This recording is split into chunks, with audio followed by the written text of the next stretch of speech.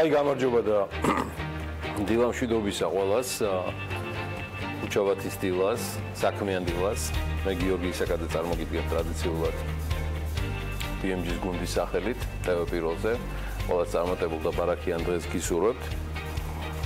აქტიური დღე იყო გუშინ საქართველოს მთავრობის გადაწყვეტილებების, ინიციატივების თუ გნებავთ დადგენილებების კუთხით და ერთ-ერთ მათგანს გაგაცნობთ სახელმწიფო ორგანოებს შავი ფერის მანქანის შესყიდვა აეკრძალათ სახელმწიფო ავტოპარკი გადანაწილების კლასიფიკაციისა და სამსახურებრივი ავტომანქანის შესყიდვის წესის შესახებ დადგენილებას კიდევ ერთი ჩანაწერი დაემატა. შესაძლებელი ყველა კლასის ავტომობილი შეიძლება იყოს ნებისმიერი ფერის გარდა შავისა. ჩაიწერა შესყიდვის წესში და სამინისტროებს საჭიროების შემთხვევაში ავტოპარკის განახლებისთვის ვადა 25 აპრილამდე მიეცათ. წყობრიდან გამოსული მანქანები, რომელთა შეკეთებაც არარენტაბელურია, ფინანსთა სამინისტროს მომსახურების სააგენტოს გადაეცემა. აი დადგენილებაში არ არის გაწერილი რა დაუჯდება მთავრობას დაახლოებით მაინც ავტოპარკის ეს ფერისცვალება. აქ საფიქრალი ამასობაში ეს არის, რომ შეიძლება ალბათ ამ რაღაც თანხებით გამოყოფილიყო ამ მანქანების გადაღებაზე რა კაცმა არის, შეიძლება დავზოგოთ ეს რაღაც თანხები, მაგრამ იმიტომ რომ ზოგიერთი საკმაოდ მაღალი კლასის არის და გამოვლობისაც ალბათ კიდევ რაღაცა გადაწყვეტილებას მივიღებთ, მთავარია რომ შავი ფერის მანქანასთან ახალს ეს შეძენას აღარ დაექვემდებარება. ამასობაში ბრიტანულმა გიგანტურმა ფარმაცევტულმა კომპანია GlaxoSmithKlineმა 2017 წლის მეორე კვარტლის ანგარიში გამოაქვეყნა და ამავე ეთერში დასმულ კითხვებსაც იდეაში ექსკლუზიურად ისევ BMG-ისთვის გაეცა პასუხი. 14 მარტს გამოცხადებული გადაწყვეტილების თანახმად Glaxo წყვეტს მარკეტინგულ და სარეკლამო საქმიანობას, ჯანდაცვის სპეციალისტებთან და საქართველოში ოპერირებას გააგრძელებს მხოლოდ დისტრიბუტორების მეშვეობით. ისე ჩვენ არ ვტოვებთ საქართველოს ბაზარს GlaxoSmithKline's განცხადებას გაგაცნობთ. არამედ ვცვლით ფარმაცევტული ბიზნესის ოპერირების მოდელს. ეს ცვლილება არ მოახდენს გავლენას ჩვენი მედიკამენტების და ვაქცინების ხელმისაწვდომობაზე.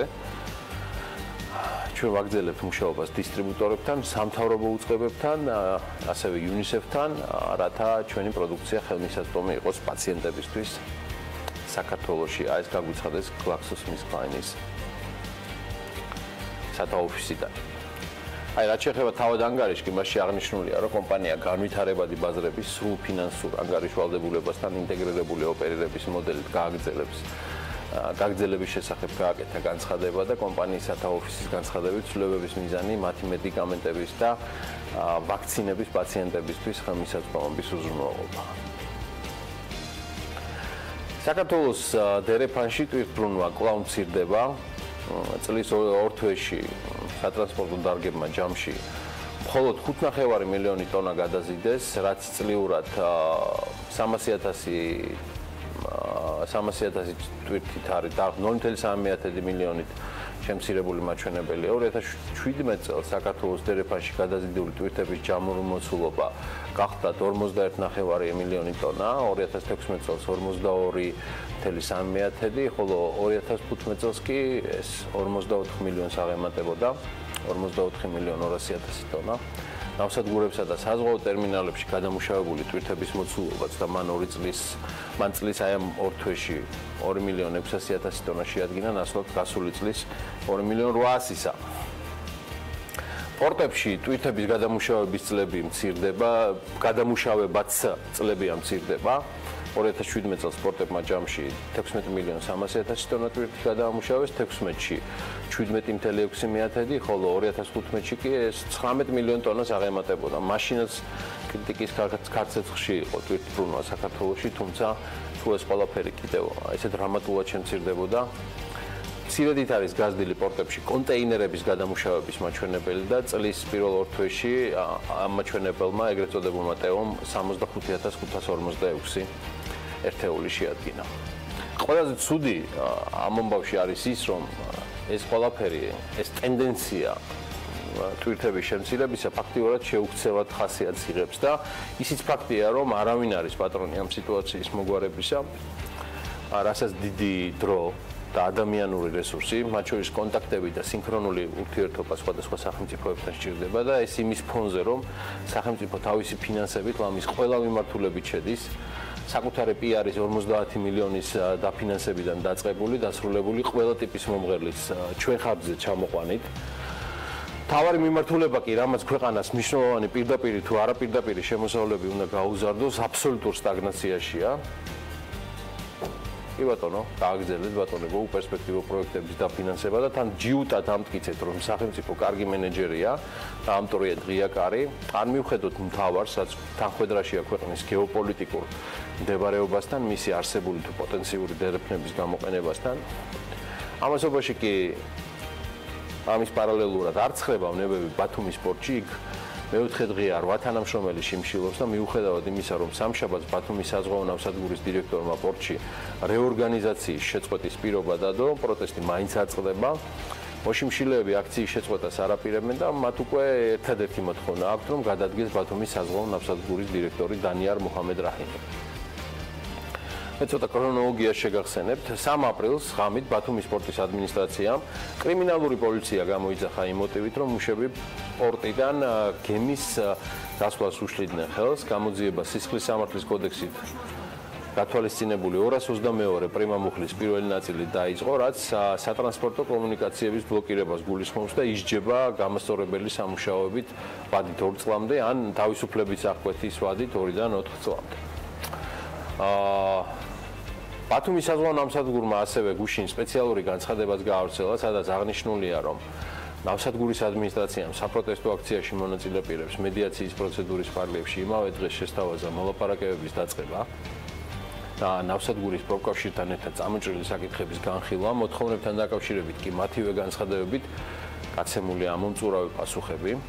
ნავსადგურის ადმინისტრაცია ასევე აცხადებს, რომ მისი ამოცანა საწარმოში იყოს მშვიდი სამუშაო და გარემო და კრიზისული ვითარების გადალახვაზე ორიენტირებული შესაბამისად გარემოც. ამიტომ ადმინისტრაცია კოლექტივის წევრებთან და პროფკავშირთან მიდის ყველა შესაძლო დათმობასა თუ ანგარიშის გაწევაზე, მიუხედავად არასახარბიელო ფინანსურ-ეკონომიკური მდგომარეობისა.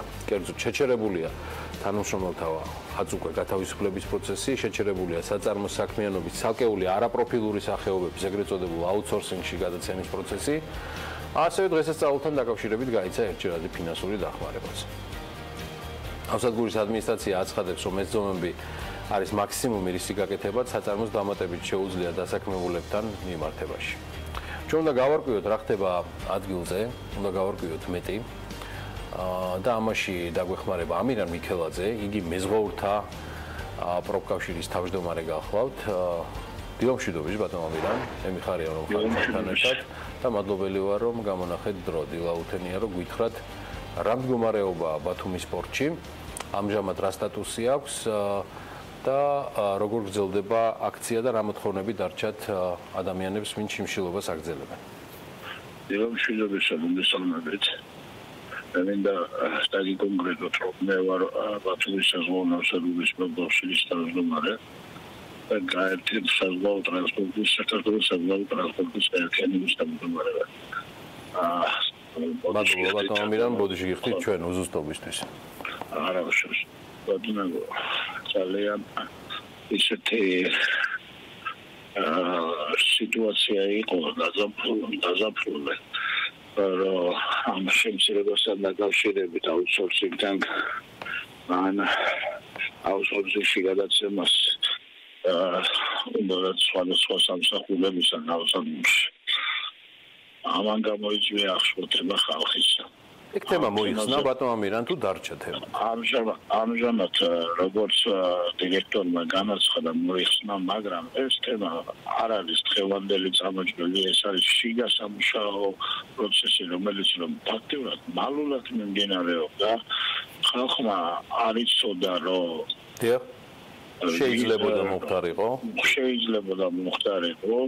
როდესაც აიჭარის დონეზე რომ გამოვიდა აქტიურად და შემდეგ თხოვეთ დირექტორს რომ შეხვედრა მოეწყო ხალხთან და იმ შეხვედრაზე განაცხადა რომ ვაპირებ რეორგანიზაციას, ვაპირებ აუთსორსინგში გადაცემას, ამან გამოიწვია ხალხის აღელვა და ეს ფაქტურად მოხდა საერთოდ დაუგეგმავად ხალხი აღელდა ამით რომ სამუშაო ადგილებს გარქავდა თქვენ ძალიან კარგად იცით ნავთობ ტერმინალის სიტუაციას რა ხდებოდა იქ ფაქტურად 60 ადამიანი გაუშვეს პენსიონერები რა მაინტერესებს ამჟამად რაც გუშინ ბატონო ამირან მოვისმინე არის საუბარი აი იმ სამღონისძიებაზე რაც ვიდრე თქვენთან საუბარს დავიწყებდი რაც გადადგა თავის მხრივ ნაბიჯი ადმინისტრაცია გულისხმობ პორტის ადმინისტრაციამ თუმცა თქვენ როგორც პორტის პროფკავშირების თავმჯდომარე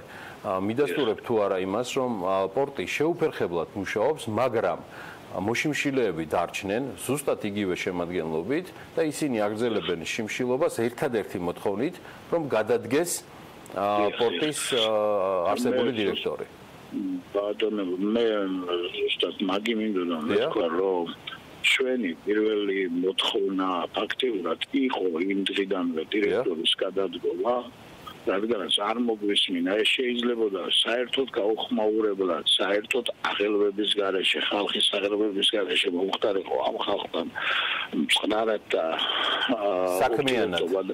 საქმიანად რასაკვირველია მაგრამ ეს რადგანაც არ მოხდა მაშინ ამღელვობა ამან გამოიწვია და დირექციამ რაც გამოაცხადა არ ვიცი ახლა კი ვიცით რომ დათმობებზე წამოვიდნენ მაგრამ ძალიან გვიან წამოვიდნენ დათმობებზე თქვენ წარმოიდგინეთ რომ არ ელოდნენ ალბათ ამ ხელა რეაქციას ამ დაგვიანებიდან გამომდინარე ბატონო ამირან თქვენ ყოველდღიური და ყოველწუთიერი კონტაქტი გაქვთ სპორტის თანამშრომლებთან რა პერსპექტივა აქვს ამას ყველაფერს რამდენად უყურებთ პერსპექტიულად რომ მოგვარდეს ეს თემა გასაგებია პორტი ამუშავდა და შეუფერხებლად მუშაობს ამაზე ჩვენ უსმინეთ გუშინ თავად მოშიმშილეებით საუბრობდნენ მაგრამ მეორე თემა მაინტერესებს რომ ისინი აგრძელებენ შიმშილობას მათ შორის ამ დღესასწაულზე და ფაქტია რომ დღეს დარჩა ერთადერთი მოთხოვნა და ეს არის პორტის დირექტორის გადადგომა ასეა კი ბატონო გუშინ ფაქტიურად ჩაერთო მედიატორის როლი შეასრულა ჯანმრთელობის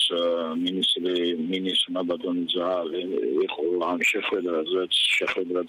შეხვედრა შევიდა აი მოშიმშილეებს ჩვენსა და ადმინისტრაციაში ახალ ჩამოვზანდა გაერთიანების დირექტორი ბატონი ნურადი და ჩვენ იქ მივიღეთ გადაწყვეტილება რომ სამუშაო პროცესი აღდგა კი ბატონო შემდგომ ამისა ჩვენ პარტიულად ვაგრძელებთ იმ მოთხოვნას რა მოთხოვნაც ვინ უნდა მიიღოს გადაწყვეტილება დღევანდელ დირექტორთან დაკავშირებით ეს ის კომისია რომელიც უნდა ჩამოხდეს მაგას მინდა ვთქვა რომ დღეს ჩამოვზანდებიან ალბათ კომპეტენტური პირები რომლებიც ამ საკითხს ალბათ ასე თუ ისე მოგვარებენ არ ვიცით ამ დღეს ხვალ ჩვენ გვეცოდინება ხო ბატონო ამირან უკვე რასაკვირველია კარგი მადლობა დიდი ამირან მიქელაძეს ჩართვისთვის დილა ადრიან იგი ბათუმის სპორტის პროფკავშირების თავმჯდომარეა ასევე გაერთიანებული საზღვაო სატრანსპორტო პროფკავშირების თავმჯდომარე გახლავთ ბევრი საინტერესო სტუმარი და თემა გვაქვს დღეს კიდევ საქმიანი დილისთვის და როგორც აგერ პროფკავშირების წარმომადგენელმა დაგვიდასტურა ინფორმაცია ალბათ ბათუმის სპორტის მესვეურების განას გვექნება დღის განმავლობაში თუ რა გადაწყვეტილებას მიიღებს ყაზახური სახელმწიფო კომპანია რომლის მფლობელობაშიც არის ბათუმის სპორტი. კარგი, ნახოთ დღევანდელი საქმიანი დილის ანონსი კიდევ ბევრი სტუმარი და თემა გვერდის. 5 აპრილს დილას საქმიანად იწყებენ მიშა კორძახია, გიორგი გოგეშვილი, ნინი ლონგურაშვილი და ემილ ავდალიანი. ზაზა აბაშიძის სტუმრები მიხეილ ჭელიძე და ზურაბ ჯაფარიძე. ლიკა ქარდავა მასპინძლობს ირაკლი კილაურიძეს და გიორგი დარჩიას. დილა საქმიანია TV პირველზე.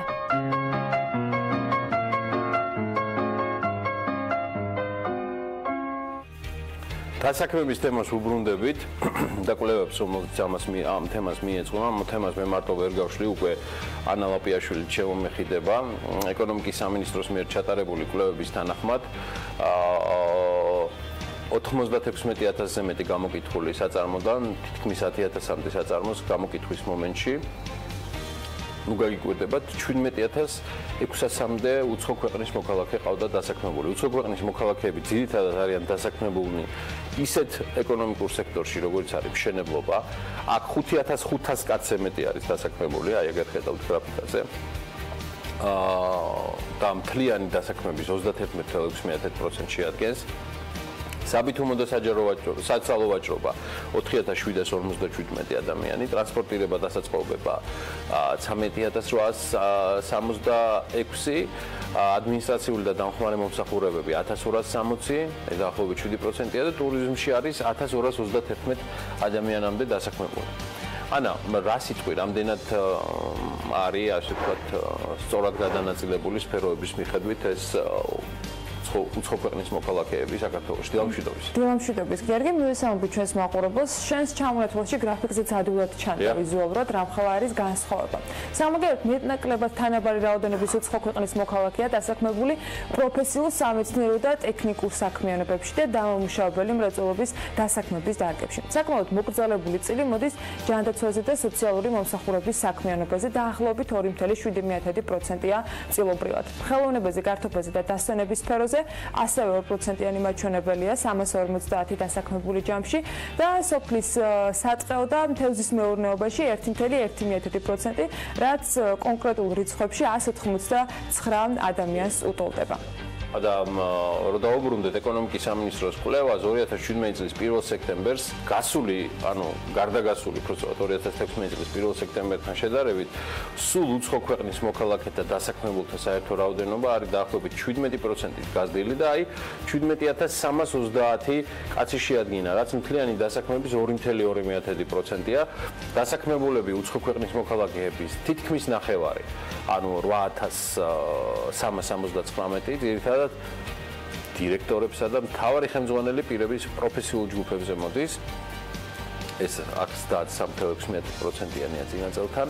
ეს განპირობებულია იმით, რომ უცხოელების დასაქმების ძირითად მიზეზად სახელდება საწარმოს ყავს უცხოელი დამფუძნებელი მენეჯმენტი 65%-ია ჩემო ბატონო და საწარმო წარმოადგენს უცხო ქვეყნის საწარმოს ფილიალს.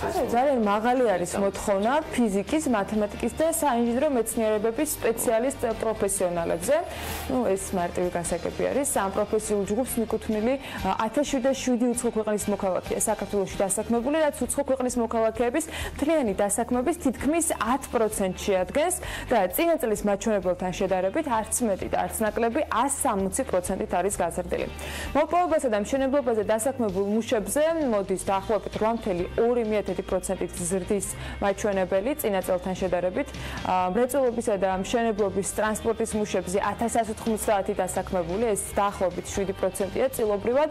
ინდივიდუალური მომსახურებისა და დაცვის სამსახურის მუშაკებზე კი 5%-იანი წილია, წინა წლის მაჩვენებელს კი 4-ჯერ აღემატება.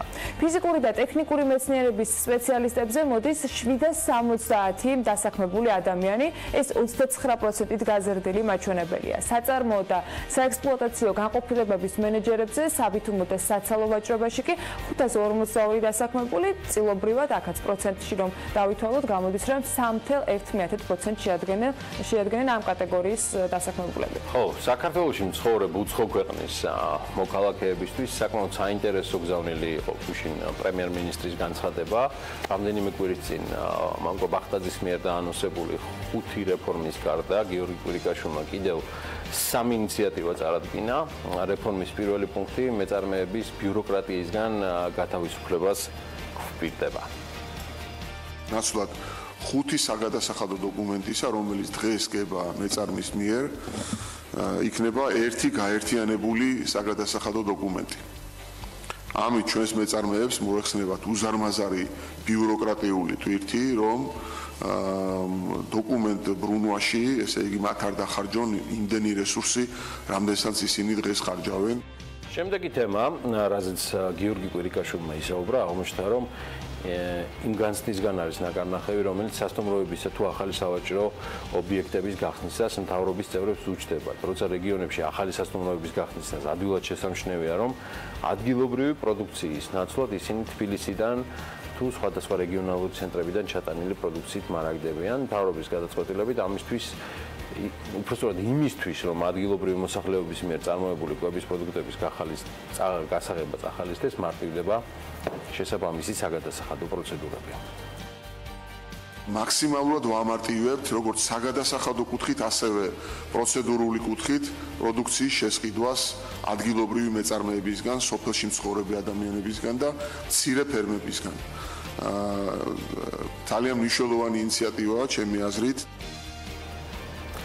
ფინანსთა მინისტრმა მადლობა პრემიერისგან ამ ინიციატივის გამო დაიმსახურა, რომელიც კვირიკაშვილის თქმით საუკეთესო ევროპული პრაქტიკის მაგალითია. გიორგი კვირიკაშვილის თქმით მესამე ინიციატივა საქართველოს რეგიონალურ ფინანსურ ცენტრად გადაქცევას ისახავს მიზნად. ეს ინიციატივა გულისხმობს არარეზიდენტი პირების მიერ საქართველოში კომპანიების ონლაინ რეგისტრაციას. ეს ინიციატივა საშუალებას მისცემს უცხოელ ინვესტორებს ონლაინ რეჟიმში დაარეგისტრირონ კომპანიები ჩვენს ქვეყანაში, გახსნან ანგარიშები ჩვენს საბანკო სისტემაში, მათ ასევე ონლაინ რეჟიმში შეეძლებათ ჩვენს ქვეყანაში კომპანიის მართვა ფიზიკურად მათი ყოფნის გარეშე. პრემიერი დარწმუნებულია და იდეაში გასაგებიც არის რატომაც, რომ ეს ინიციატივა ქვეყნისთვის ახალი შემოსავლის წყარო შეიძლება გახდეს და საქართველოს მისცემს საშუალებას მისი პირველად სხვანაირი პოზიციონირება მოხდეს, როგორც საერთაშორისო ფინანსური ცენტრის არა მხოლოდ რეგიონში, არამედ მის მიღმაც.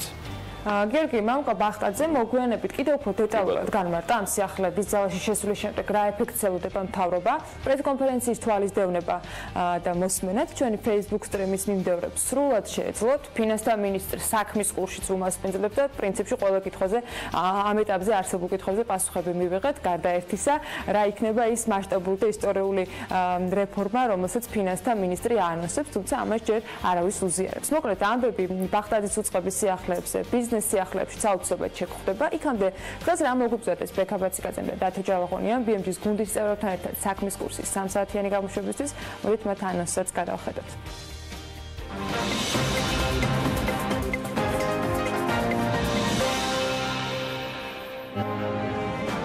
შეწყვეტილი ხელშეკრულება სერვისი ერთან და 20 დღით შეჩერებული შიდა ფრენები. მრავალდებულებები ვერ შეასრულა ავიაკომპანიამ. დეტალები სალომე მეცხვარიშვილის სიუჟეტში. საჰაერო ფრენებთან დაკავშირებული ტექნიკური მომსახურება დამატებული ღირებულების გადასახადისგან გათავისუფლდება. მორიგი საგადასახადო ინიციატივის განმარტებებით ფინანსთა სამინისტრო საქმის კურსში. დაელოდეთ მთავარ ბიზნეს და ეკონომიკურ სიახლეებს საქმის კურსის განტევე პირველზე.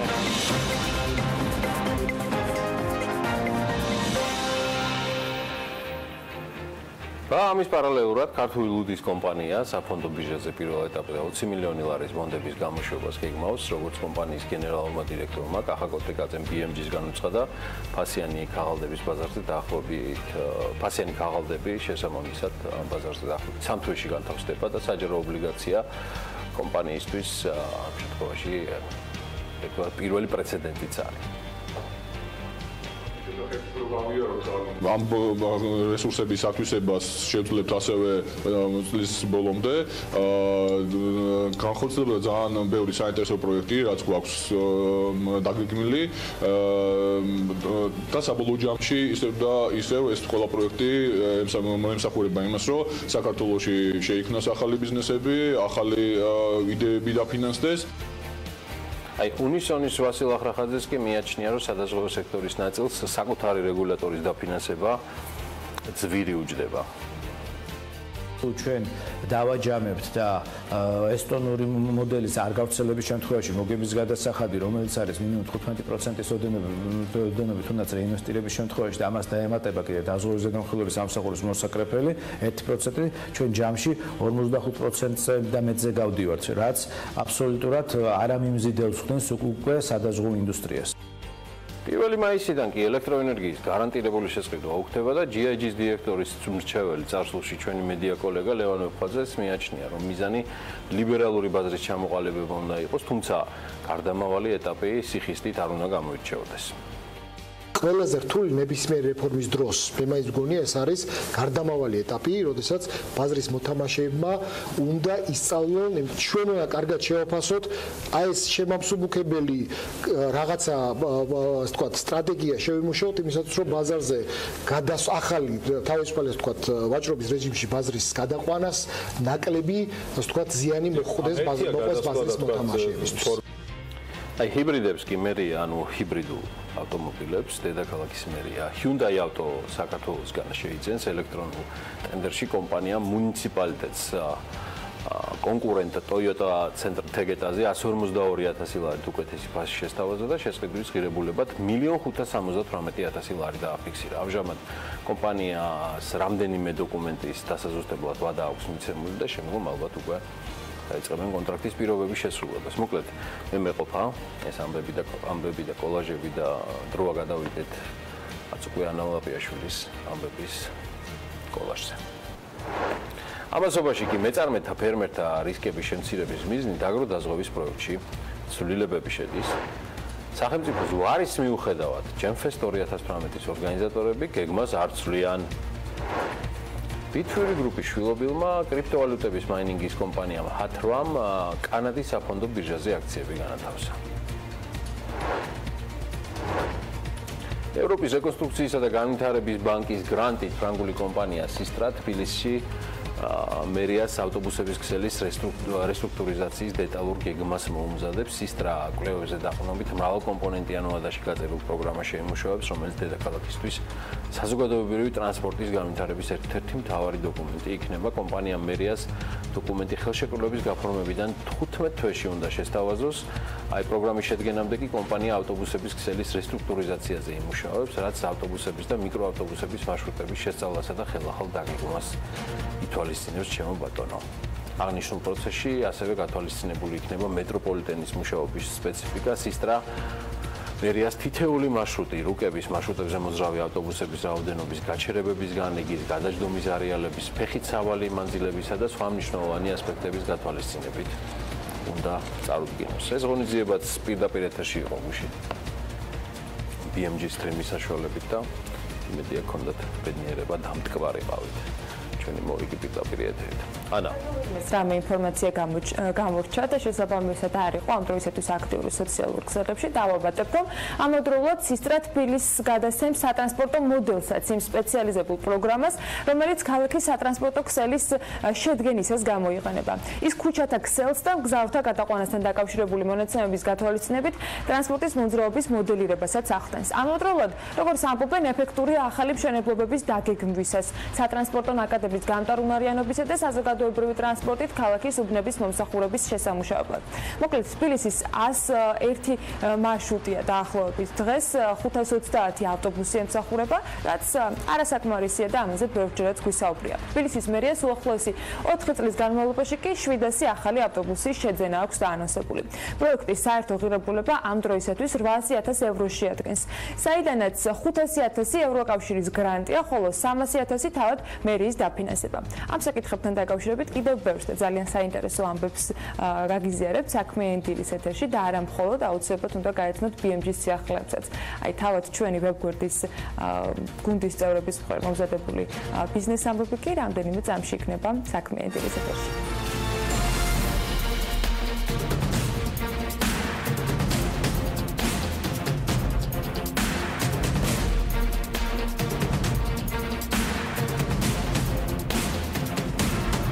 მეწარმეთა ფერმერთა რისკების შემცირების მიზნით აგროდაზღვევის პროექტში ცვლილებები შედის. პროექტს სახელმწიფო უკვე მეხუთე წელია ახორციელებს, რომელიც სახელმწიფოს მხრიდან მოსავლის დაზღვევას სეტყვისაგან, წყალდიდობისაგან, ქარიშხლისაგან და საშემოდგომო ყინვისაგან ყველა კულტურაზე 70%-ით, ხოლო ბაზე 50%-ით ითვალისწინებს. აგროდაზღვევის პროექტით 2014-17 წლებში დაზღვეული ფართობი 60,000-მდე ჰექტარს შეადგენს და ჯამში დაზღვეულია 500 მილიონამდე ლარის მოსავალი. წელს ბიუჯეტიდან პროექტის დასაფინანსებლად 9 მილიონი ლარია გათვალისწინებული. აგროდაზღვევის პროექტით 2014-17 წლებში დაზღვეული ფართობი 60,000-მდე ჰექტარს შეადგენდა და ჯამში დაზღვეულია 500 მილიონამდე ლარის მოსავალი. წელს ბიუჯეტიდან პროექტის დასაფინანსებლად 9 მილიონი ლარია გათვალისწინებული.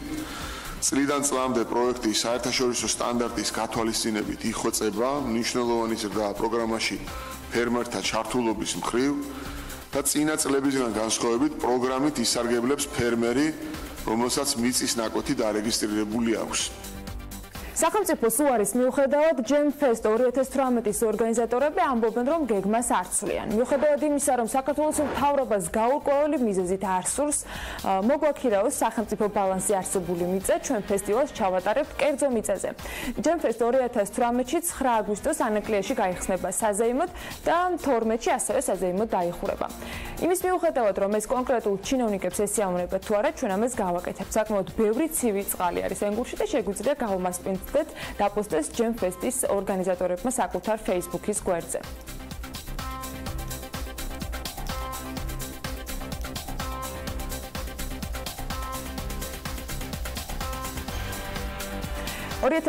წლამდე საქართველოს სასტუმროების ბაზარს 6700-ზე მეტი ნომერი შეემატება, ასეთია Colliers International Georgia's ახალი კვლევის შედეგი, რომელიც კომპანიამ სააგენტოს აწარმოეს საქართველოს დაკვეთით მოამზადა. ბაზრის ანალიზმა კი აჩვენა, რომ სასტუმროების ბაზარზე ყველაზე დიდი მიწოდებით კვლავ თბილისი და ბათუმი გამოირჩევა.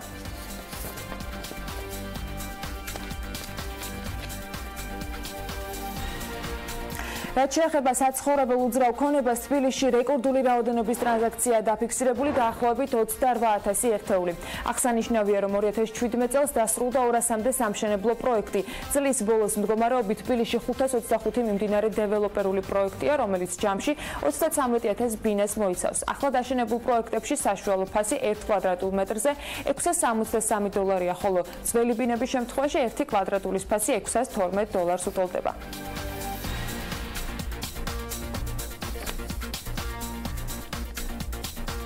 საქართველოს ინდუსტრიული ჯგუფის დელეგაცია ნახშირის წარმოების ჩინური გიგანტის შანხი Cooking Coal Group-ის მოწვევით ჩინეთში იმყოფებოდა, სადაც მასპინძლების ორგანიზებით შეხვედრები გაიმართა SCCG-ს შვილობილ კომპანიაში, რომელიც თავის მხრივ ნახშირის ინდუსტრიის სრულ ციკლს მოიცავს. ინდუსტრიული ჯგუფის წარმომადგენლები ესტუმრნენ ასევე შახტას პანგპატას, სადაც 5 მილიონ ტონამდე ნახშირი მოიპოვება ყოველწლიურად. კომპანიის წევრები გაექცნენ ოქსის ნახშირის ფენის მეთანისა და შახტის მეთანის წარმოების ტექნოლოგიებსაც, ასევე სტუმრობდნენ ავტომექანიკურ ქარხანას, სადაც ნახშირის მოპოვების მექანიზირებული დანადგარების წარმოება შეკვეთა მიმდინარეობს.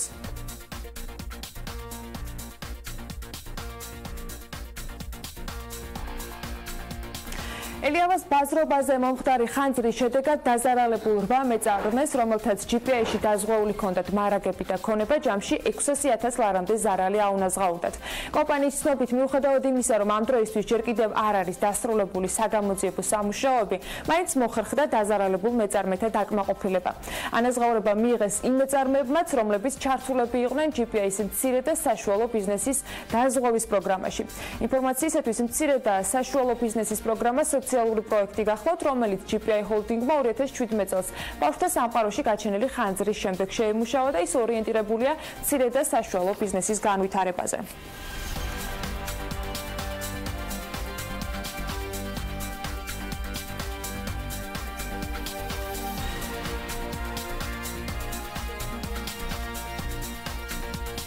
Pirveli ჯგუფის ჩვილობილმა კრიპტოვალუტების მაინინგის კომპანიამ ჰადრვამ კანადის საფონდო ბირჟაზე აქციები განათავსა. კომპანიამ TX's Venture Exchange-ზე ვაჭრობა მარტში დაიწყო და პირველი ტრანზაქცია უკვე დაასრულა კიდეც. მხარეებმა თანხმობა 22 თებერვალს მიიღეს. ამ დროისთვის კომპანიას ჯამში 82,380,000 საერთო აქცია ჰქონდა გამოშვებული და 1,374,000 აქციის შესყიდვის გარანტიას ფლობდა. აქციების 43.17% Pirvelis მფლობელობაშია. ჰადრვამ კი Pirvelis ჯგუფმა თან თანამშრომლობა გასულ წელს დაიწყო. Pirveli ჯგუფი არის ბლოკჩეინ ტექნოლოგიების წამყვანი სრული მომსახურების კომპანია და ინფრასტრუქტურის ერთ-ერთი უმსხვილესი კერძო პროვაიდერი ბლოკჩეინის ეკოსისტემაში. ვინაცვლებთ უკვე გიორგისთან, რომელიც სავალუტო მიმოხილვას გაგოსნებს.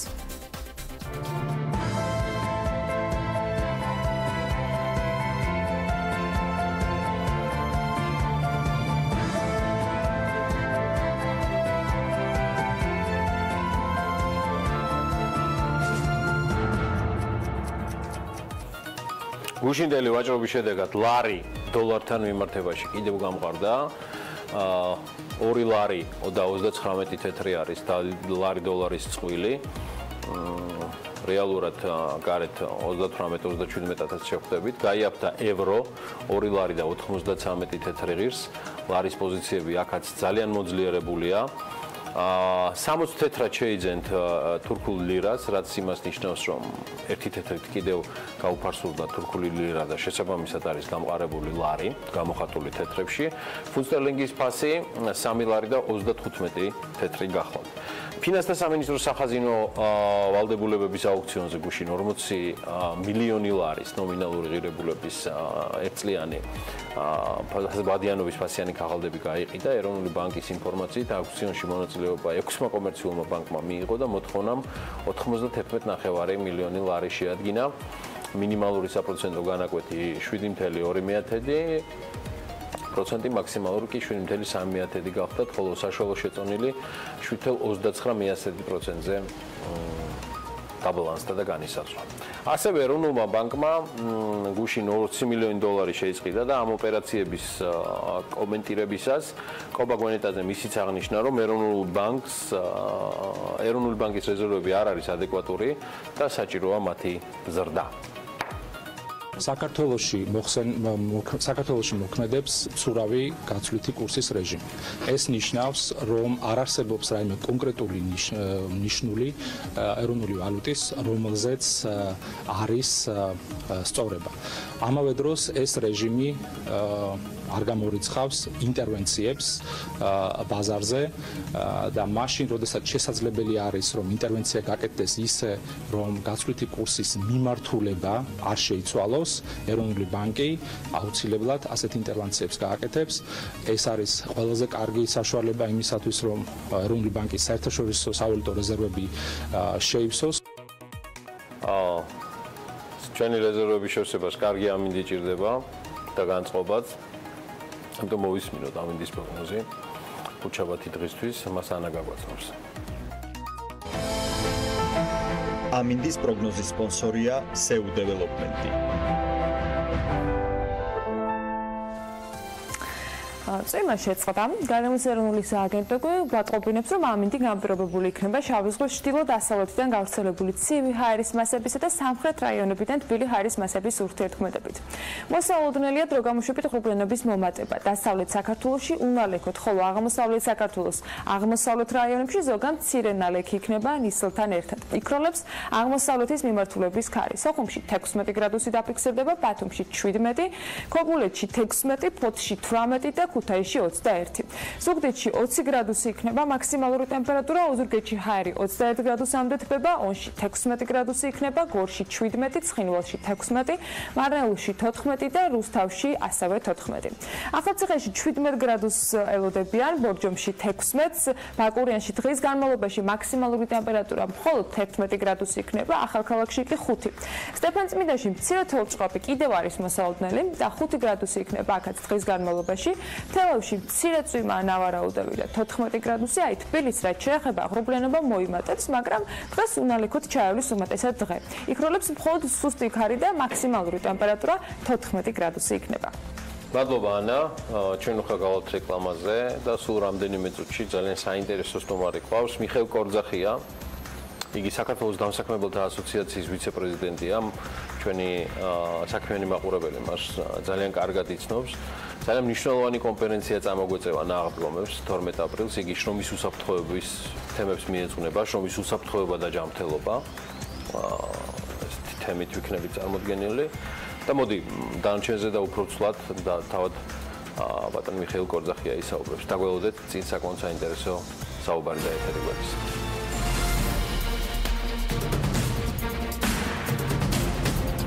კონფერენცია შრომის უსაფრთხოება და ჯანმრთელობა ახალი რეალობა და გამოწვევები იგეგმება, რომლის ფარგლებში შრომის საერთაშორისო ორგანიზაცია და დამსაქმებელთა ასოციაცია დაინტერესებული მხარეების ჩართვას უზრუნველყოფენ მსჯელობაში, მათ შორის ჯანდაცვის სამინისტრო იქნება წარმოდგენილი, ეკონომიკის სამინისტრო, პროფკავშირები, არასამთავრობო ორგანიზაციები, ბიზნეს ომბუდსმენი და კონკრეტული ბიზნეს სუბიექტები, რომელზეც სამსჯელო თემა იდეაში ქვეყანაში არსებული ის გამოწვევები იქნება, რომელიც ახალი კანონპროექტის დამტკიცებას უახლოეს მომავალში მოჰყვება. შრომის უსაფრთხოების შესახებ ახალი კანონის მიხედვით უახლოეს 3 თვეში, თუ თქვენ დარჩა კიდეც ეს 3 თვე, ბიზნეს სექტორის აქტიური ჩართულობით მისი აღსრულების უზრუნველსაყოფად უნდა შემუშავდეს ყველაზე მნიშვნელოვანი ალბათ კანონქვემდებარე ნორმატიული აქტები, რისთვისაც ამ თემით დაინტერესებულ მხარეებს შორის მოლაპარაკებების პროცესი იწყება. იმისათვის რომ ამ პროცესებს ასოციაციაც მომზადებული შეხვდეს წინასწარი სამუშაოები მიმდინარეობს, სწორედ ამ პროცესის დასაწყისია კონფერენცია, რომელიც ნაღდგომებს ამოგვეწევა 12 აპრილს. დღეს ვრცლად ამ თემის შესახებ საქართველოს დამსაქმებელთა ასოციაციის ვიცე-პრეზიდენტი მიხეილ კორძახია ისაუბრებს, ის დავაანონსე და ჩვენთან ერთად არის მე მას მივესალმები დილა მშვიდობის. მოგვადგა კარს უკვე არა მხოლოდ დღესასწაულები, არამედ უკვე ის სულილებები, რამდენად დამსაქმებელთა ასოციაციაზე მიშა ჩვენგან კითხვის დასმა უადგილოა. თითქმის ყოველკვირა მთელი ამ თვეების განმავლობაში და მე მგონი რაც BMG არსებობს და მანამდეც ვიდრე თქვენ არსებობს ვაშუქებთ ამ თემებს. ბიზნესი რამდენად თება იმ მნიშვნელობას, რომ მათი ჩართულობა იქ, სადაც ყველაზე მნიშვნელოვანია კანონქვემდებარე აქტები, რომ მე ღიჯი არ იტყან. ყველა ადგილას არის ალბათ ძალიან მნიშვნელოვანი. თუმცა თქვენ ყოჩახ რომ ყველა stakeholder-ის მონაწილეობით უყრით თავს. ამ კონფერენციაზე პირიქით თქვენ იმისთვის რომ აი ამ თემით ინტერესდებით ყოველთვის და მართლაც დღეს ვართ იმ მიჯნაზე ფაქტობრივად რასაც ახალი კანონი შემოვიდა ზონაში სულ რაღაც 2-3 თვეში უნდა მოხდეს მთლიანად ამ ახალი კანონის აღსრულების მექანიზმების შემუშავება და ზუსტად ამ აღსრულების მექანიზმების გამო ზუსტად არის საკმაოდ დიდი გამოხმაურება თავად ბიზნესის მხრიდან. ეს არის საკმაოდ ესეთი არაორდინარული სიტუაციაში მიუხედავად იმისა, რომ დიდი ხანია ელოდებოდა ბიზნეს სექტორი ამ განსაცვლილებებს, რა თქმა უნდა აღარ დავიწყებ ხოლმე საუბარს იმაზე, რაც საკმაოდ ბევრი ასე ვთქვათ საკითხები და დისკუსიები იყო წინა პერიოდში, რა უნდა შესულიყო, რა უნდა შესულიყო. ჩვენ გვაქვს და სხვა მხარეებსაც აქვთ კარგული უკმაყოფილების გრძნობა, მაგრამ თავი არის დღეს მოცემულობა. მოცემულობა არის, რომ რეგულაციების სახეზეა, მოცემულობა არის, რომ ხვალიდან უნდა იყოს ამ რეგულაციების აღსრულების კონკრეტული მექანიზმები უკვე ჩამოყალიბებული, იმგვარად რომ მიზნობრიობა არ დაიკარგოს ამ დაცვაში, ისიც ხშირ შემთხვევაში ბიზნესს ჰქონდა.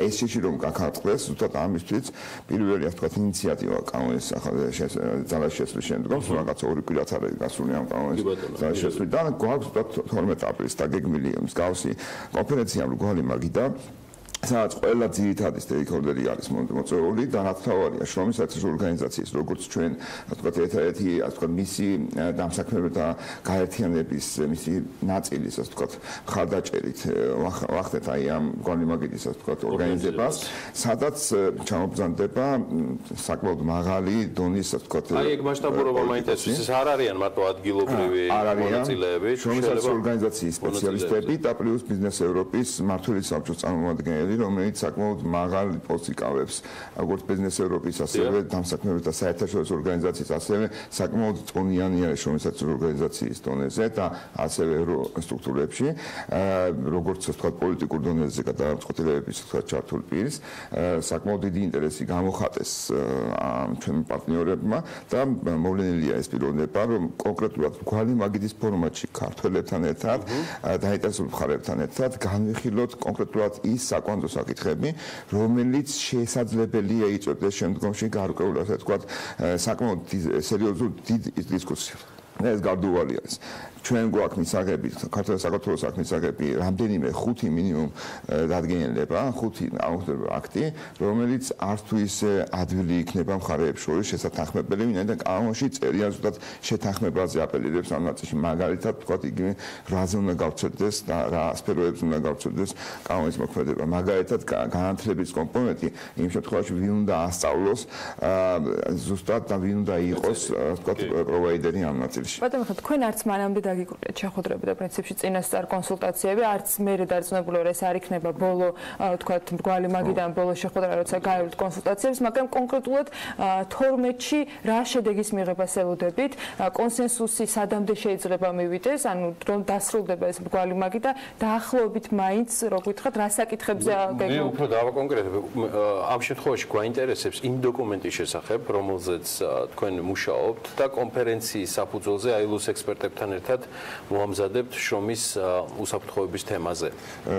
თავად ეს ასე ვთქვათ ხონიზება რამდენიმე წახნაგიანია. პირველი რაც ასე ვთქვათ პოლიტიკური ასე ვთქვათ ნაწილი არის წეღანა დავიწყეთ საუბარი მოსინჯოთ და პირველი შეხვედრა იქნება ზუსტად აი იმას ვთქვათ დაინტერესებულ ხალხებთან რომ სად არის შესაძლებლობა მაქსიმალური ასე ვთქვათ კონსენსუსის მიღწევისა საკმაოდ რთული თემები არის თუნდაც ვთქვათ ისეთი თემა როგორც აი ვთქვათ პროვაიდერობა განათლების ასე ვთქვათ კონკრეტულად ანუ კომპანიებს უნდა გაუწიოს აუდიტორული მომსახურება როგორ უნდა იყოს ვთქვათ ტრეინინგების ჩატარების ეტაპი ვინ არის ვთქვათ ამ ნაწილში მაშინ როდესაც ჩვენ დიდი ხანია რამდენიმე წელი 20 წელია ფაქტურად ამ ბაზარზე საქმიანობთ ამ ნაწილში მაშინ როდესაც საუბარიც არ იყო შრომის ასე ვთქვათ რეგულირების საკითხებზე.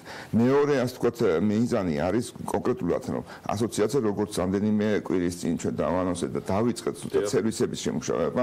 ამ სერვისების შემუშავებას მოყვა საკმაოდ დიდი გამოხმაურება თავად კომპანიების მხრიდან, თავად ნებისმიერი ასე ვთქვათ აინტერესებული ხარისგან და ეხლა ზუსტად შრომის ორგანიზაციის ჩვენი პარტნიორ ორგანიზაციის ჩართულობით გსურს რომ ასოციაციისთვის შემუშავდეს კონკრეტული ნაბიჯები პოლიტიკური დოკუმენტი ჩვენი ასე ვთქვათ განვითარებისთვის შრომის უსაფრთხოების სერვისებთან დაკავშირებით. მათ შორის პოლიტიკური ლობირების საკითხებთან, ამიტომაც ეს ექსპერტების სახით, ეს პოლიტიკოსი, რომელიც ასე ვთქვათ ჩამოდის ამ ნაწილში, რომელიც დასაქმებელ მხარეს წარმოადგენს, დაგვეხმარება ევროპული ანალოგიური ასე ვთქვათ გამოცდილების, გაზიარებისა და ასეთი მსგავსი დოკუმენტის, სტრატეგიული დოკუმენტის შემუშავებაში. რაც შეეხება მოლოდინებს, ჩვენი ასე ვთქვათ მესამე ასე ვთქვათ დატვირთვა არის, რომ ეს არის მესიჯი, რომ ბიზნესი პირდაპირ მრავალჯერ გაგვიცხადებია და კიდევ ვიძახით, რომ მნიშვნელოვანია ნებისმიერი ადამიანის სიცოცხლე და ჯანმრთელობა. ამიტომაც არის რომ პირველი ინიციატივა და გარკვეულწილად გვაქვს ამბიციაც, რომ გადმოვიტანოთ ეპიცენტრი ზუსტად ჩვენს მოედანზე ამ ნაწილში, რომ კონკრეტულად ჩვენ ვიყოთ ყველა იმ ინიციატივის ობიექტური და ეფექტური მექანიზმების შემუშავებისა, მათ შორის სახელმწიფო სტრუქტურებთან, მათ შორის არასამთავრობო სექტორთან, მათ შორის რა თქმა უნდა ჩვენ პარტნიორებთან, პროფესიებთან ერთად, თუ როგორი უნდა იყოს მათად ჯანსაღი სისტემა უსაფრთხოების, რომ მიზანი მიღწეული იყოს არავინ არ დაშავდეს სამუშაო ადგილებზე და მათ შორის არ იყოს რაიმე ასე ვთქვათ მნიშვნელოვანი ასე ვთქვათ ნეგატივი განსაკუთრებით მცირე და საშუალო კომპანიებისთვის თუ არასწორი ასე ვთქვათ ნაბიჯები იქნება გადადგმული. აი ესე მოაქცია ყველაფერი და მაინც მომავალში როგორი ფორმატით გეგმავთ რომ გააგრძელოთ მათ შორის კონსულტაციები სამთავრობო სტრუქტურებთან იმისათვის რომ საბოლოო ჯამში მაინც ისინი არიან შემდგენელები იმ პროექტის რომელთაც უნდა იხელმძღვანელოთ ჩვენ ვართ ურყევად იმ პრინციპებზე რაც შრომის ორგანიზაციის და რაც ევროკავშირის ასე ვთქვათ მითებები არის რომ მოლაპარაკებების სამხრივ ფორმატში ეს არის უდაოდ და უაპელაციოდ. ამიტომაც პირველი შეხვედრა რომელიც ამის მიღებისას ეხლა ვიწყებთ ამ ნაწილში გვალი მაგიდის მათ შორის უბრალოდ არასამთავრობო სექტორის ჩართულობაზე ამ ნაწილში როდესაც შეგვიძლია რომ კიდევ უფრო გავშალოთ თემატიკა და კიდევ ერთხელ ვიძახით რომ კონკრეტულად უნდა გამოვკვეთოთ იმ ნაწილში რომ თითქმის ფაქტურად ძინეს ამით ელოდება ყველა მხარეს რომ შევძლოთ მაგიდასთან გადავწყვიტოთ ყველა ის საკითხი რომელიც აუცილებელი არის მიზნის მისაღწევად ამ ნაწილში და არ იყოს მხოლოდ და მხოლოდ სამხრივად გარკვეული მათ შორის მხოლოდ სანქციების იმედად არჩენილი ასე ვთქვათ საზოგადოება მათ შორის სახელმწიფო სტრუქტურები თუ ასე ვთქვათ არასამთავრობო სექტორი არა მხოლოდ და მხოლოდ ასე ვთქვათ აუდიტორული სერვისები გადაარჩეს ამ პრობლემატიკას და არა მხოლოდ და მხოლოდ ასე ვთქვათ სანქციები. დიდი მადლობა. მიხეილ კორძახიას, საქართველოს დამსაქმებელთა ასოციაციის ვიცე-პრეზიდენტს. ჩვენ კიდევ ბევრს გეტყვით 12-ში გამართულ ამ კონფერენციასთან დაკავშირებით 12 აპრილს, რომელიც საქართველოს დამსაქმებელთა ასოციაციის და ასევე აილოს ჩართულობით ეწყობა. ყველა მიიღებს მასში მონაწილეობას. მოკლე რეკლამაზე გავალთ, თუმას გავაცილებთ და სულ რამდენიმე წუთში გიბრუნდებით ახალი ამბებით ბიზნესსა და ეკონომიკაზე.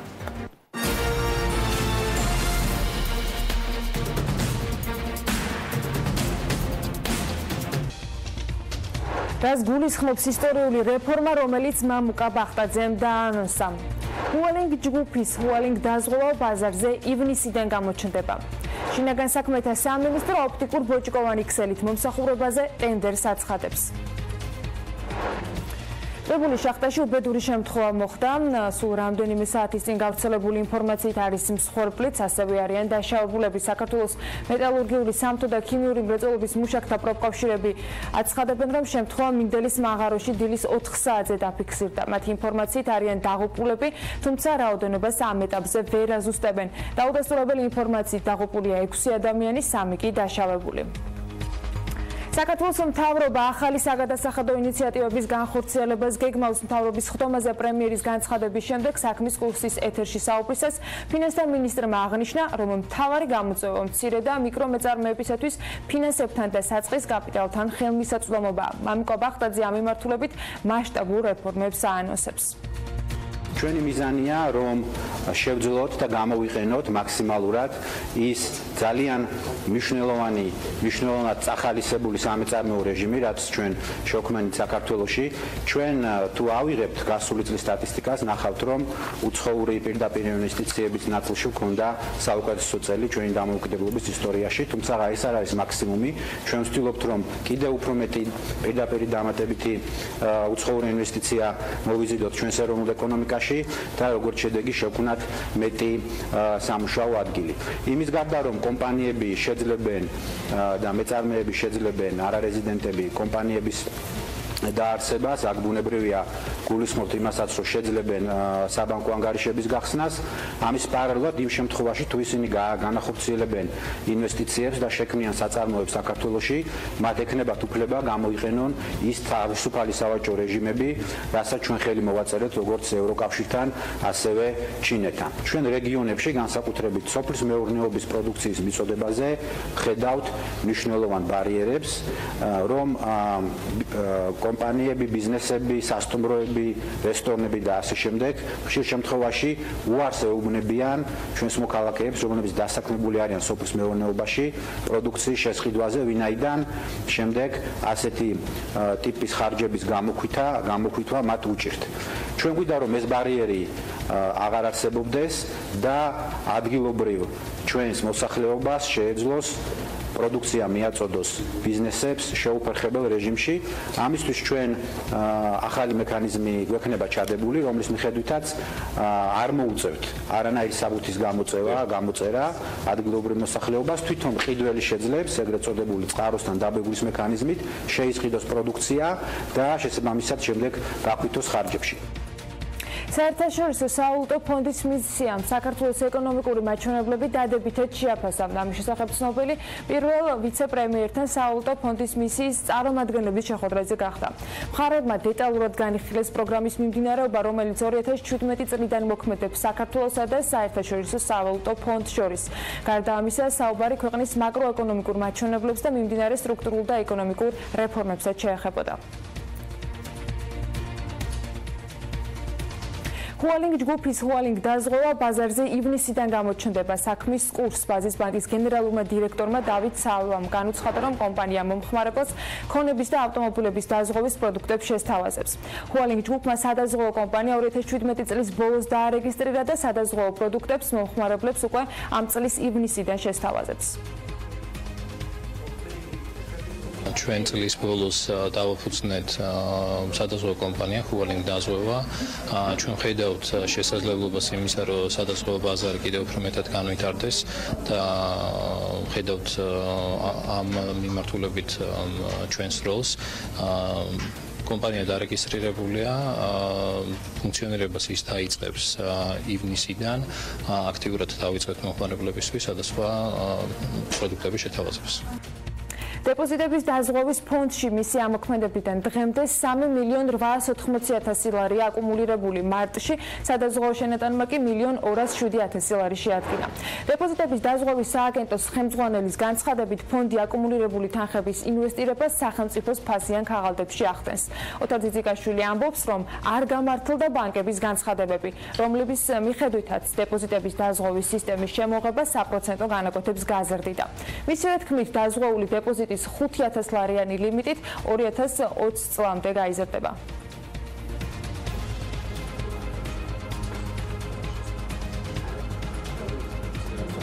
შინაგან საქმეთა სამინისტროს ოპტიკურ ბოჭკოვანი ქსელით მომსახურებაზე ტენდერი ცხადდება. როგორც სატენდერო დოკუმენტაციაშია მითითებული, გამარჯვებული კომპანია ოპტიკური ქსელით ქვეყნის მასშტაბით 2094 წერტილს უნდა მოემსახუროს. სამინისტროს პრესსამსახურში BMG-ს განუცხადეს, რომ საუბარია ეგრეთ წოდებული ჭკვიანი კამერების ოპტიკური ქსელით უზრუნველყოფაზე. კამერების იმ ნაწილზე, რომელიც ჯერჯერობით ჩართული არ არის. შეზღუდვის ღირებულება კი 20 მილიონ ლარს შეადგენს და გამარჯვებული კომპანია უწყებას ხელშეკრულების გაფორმებიდან 6 წლის განმავლობაში 2024 წლის 31 იანვრის ჩათვლით უნდა მოემსახუროს. წინადადებების წარდგენა დაინტერესებულ ოპერატორებს 17 აპრილამდე შეუძლიათ. აჭარის მთავრობის თავმჯდომარე სასტუმრო ჰილტონში პოლონურ ქართულ ბიზნეს ფორუმს ბათუმი ვროცლავი ესწრებოდა. ფორუმს აჭარაში ვისმყოფი ქვემო სილეზიის სავოევოდის დელეგაციის წევრები, სილეზიის ვიცე-მარშალი და პოლონური კომპანიების წარმომადგენლები სტუმრობდნენ. სტუმრებს აჭარის ფინანსთა და ეკონომიკის სამინისტროს წარმომადგენლებმა საპრივატიზაციო ობიექტებზე, საქართველოში ბიზნესის დაწყების რეგულაციებზე, რეგიონის ეკონომიკის ძირითად პარამეტრებზე და ასე შემდეგ სხვა მათთვის საინტერესო ინფორმაცია მიაწოდეს. ფორუმის მონაწილეები სპეციალური პრეზენტაციებით აჭარის და ქვემო სილეზიის საინვესტიციო, ტურისტულ და სოფლის მეურნეობის კუთხით არსებულ პოტენციალსაც გაეცნენ. შეხვედრის ფარგლებში კი ქართულ და პოლონურ კომპანიებს შორის პირისპირ შეხვედრები გაიმართა, სადაც მხარეებმა სამომავლო თანამშრომლობაზე ისაუბრეს. ბიზნეს სიახლეების პარალელურად ნინი ლონგურაშვილი შემოგვიერთდა საქმიანი დილის სტუდიაში და სწორედ მას ვუთმობ ახლა ეთერს, რომელიც ძალიან საინტერესო რეპორტაჟს წარმოგვიდგენს და რა თქმა უნდა ემილ ავდალიანთან ერთად. მშვიდობის ანა მივესალმები მაყურებელს. ჩემი სიუჟეტი გიორგი მაჩაბელის ისტორიას ეხება. მართალია, იმ პერიოდში ამერიკის შეერთებულ შტატებში მცხოვრები ქართველების რაოდენობა სხვადასხვა გამოთვლებით 300 ადამიანს წარმოადგენდა, თუმცა ამ პატარა რიცხვის მიუხედავად ამ ქართულმა დიასპორამ დიდი გავლენა მოახდინა ამერიკის სამხედრო თუ სამოქალაქო ცხოვრებაზე. დღეს კი ვყვებით პარფიუმერიის პრინცზე, რომელიც კონექტიკუტის შტატში სხვათა შორის დღესაც არსებობს. Es la mitad de un perfume y la otra mitad eres tú. საქართველო იცნობს გიორგი მაჩაბელს, შექსპირის მთარგმნელ ივანე მაჩაბლის უფროსი ძმის ვასილის ვაჟს. ამერიკა კი მას პრინც მაჩაბლის სახელით იცნობს. პირველად გიორგი მაჩაბელმა ქვეყანა სათავადაზნაურო გიმნაზიის დამთავრების შემდეგ დატოვა და განათლების მიღება ევროპაში განაგრძო. შემდეგ კი იყო მსოფლიოს გარშემო მოგზაურობა. მიუხედავად იმისა, რომ გიორგი მაჩაბელი მონარქიის აღდგენის მომხრე იყო და ამისთვის საკუთარი ზრახვებიც გააჩნდა, კონკრეტულად კი გერმანელი პრინცის, კაიზერ ვილჰელმ მეორის უმცროსი ვაჟი, იორახიმისა და ქართველი პრინცესას დაქორწინება ჰქონდა გამიზნული. გეგმა ჩაიშალა, რადგან 1918 წელს რუსეთის იმპერიის დაშლის შემდეგ საქართველოს თავისუფლება მოიპოვა. გიორგი მაჩაბელი კი იტალიაში საქართველოს საელჩოს პირველი მდივანი გახდა. თუმცა მისი პოლიტიკური კარიერა ხანმოკლე გამოდგა. 1921 წელს საქართველოს გასაბჭოების შემდეგ მაჩაბელმა პოლიტიკური კარიერა დაასრულა და მეუღლესთან ერთად საცხოვრებლად ამერიკაში გადავიდა.